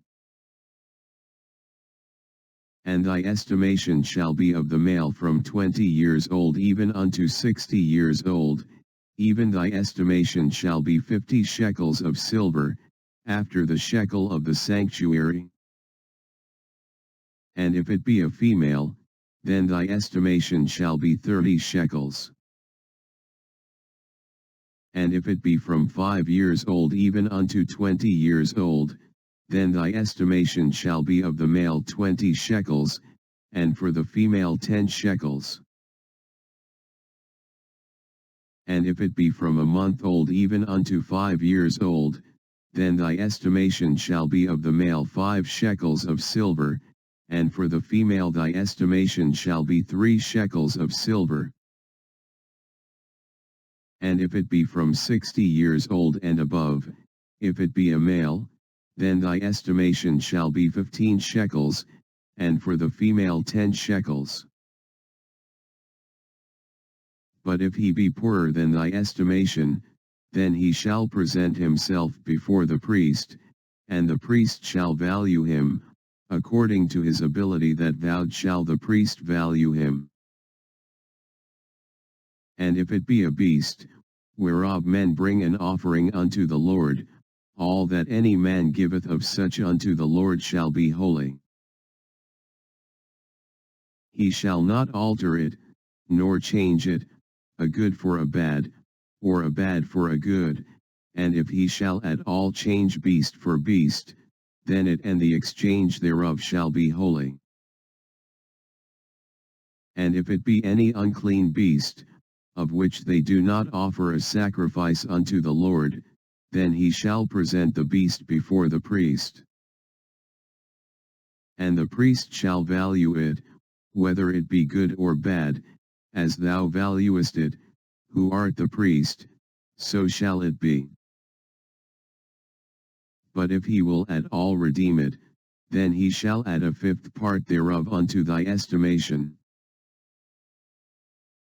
And when a man shall sanctify his house to be holy unto the Lord, then the priest shall estimate it, whether it be good or bad, as the priest shall estimate it, so shall it stand. And if he that sanctified it will redeem his house, then he shall add the fifth part of the money of thy estimation unto it, and it shall be his. And if a man shall sanctify unto the Lord some part of a field of his possession, then thy estimation shall be according to the seed thereof, an homer of barley seed shall be valued at 50 shekels of silver. If he sanctify his field from the year of jubile, according to thy estimation it shall stand.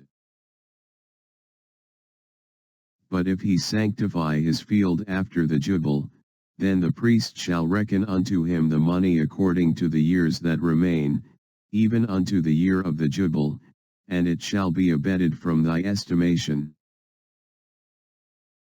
And if he that sanctified the field will in any wise redeem it, then he shall add the fifth part of the money of thy estimation unto it, and it shall be assured to him.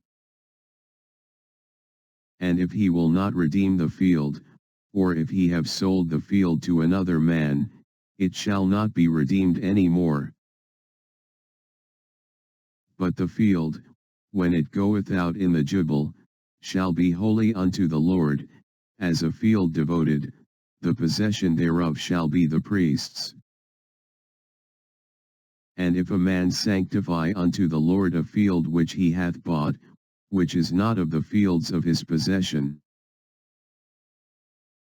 then the priest shall reckon unto him the worth of thy estimation, even unto the year of the jubile, and he shall give thine estimation in that day, as a holy thing unto the Lord. In the year of the jubile the field shall return unto him of whom it was bought, even to him to whom the possession of the land did belong. And all thy estimations shall be according to the shekel of the sanctuary, 20 gerahs shall be the shekel. Only the firstling of the beasts, which should be the Lord's firstling, no man shall sanctify it, whether it be ox, or sheep, it is the Lord's. And if it be of an unclean beast, then he shall redeem it according to thine estimation, and shall add a fifth part of it thereto, or if it be not redeemed, then it shall be sold according to thy estimation. Notwithstanding no devoted thing, that a man shall devote unto the Lord of all that he hath, both of man and beast, and of the field of his possession, shall be sold or redeemed, every devoted thing is most holy unto the Lord. None devoted, which shall be devoted of men, shall be redeemed, but shall surely be put to death.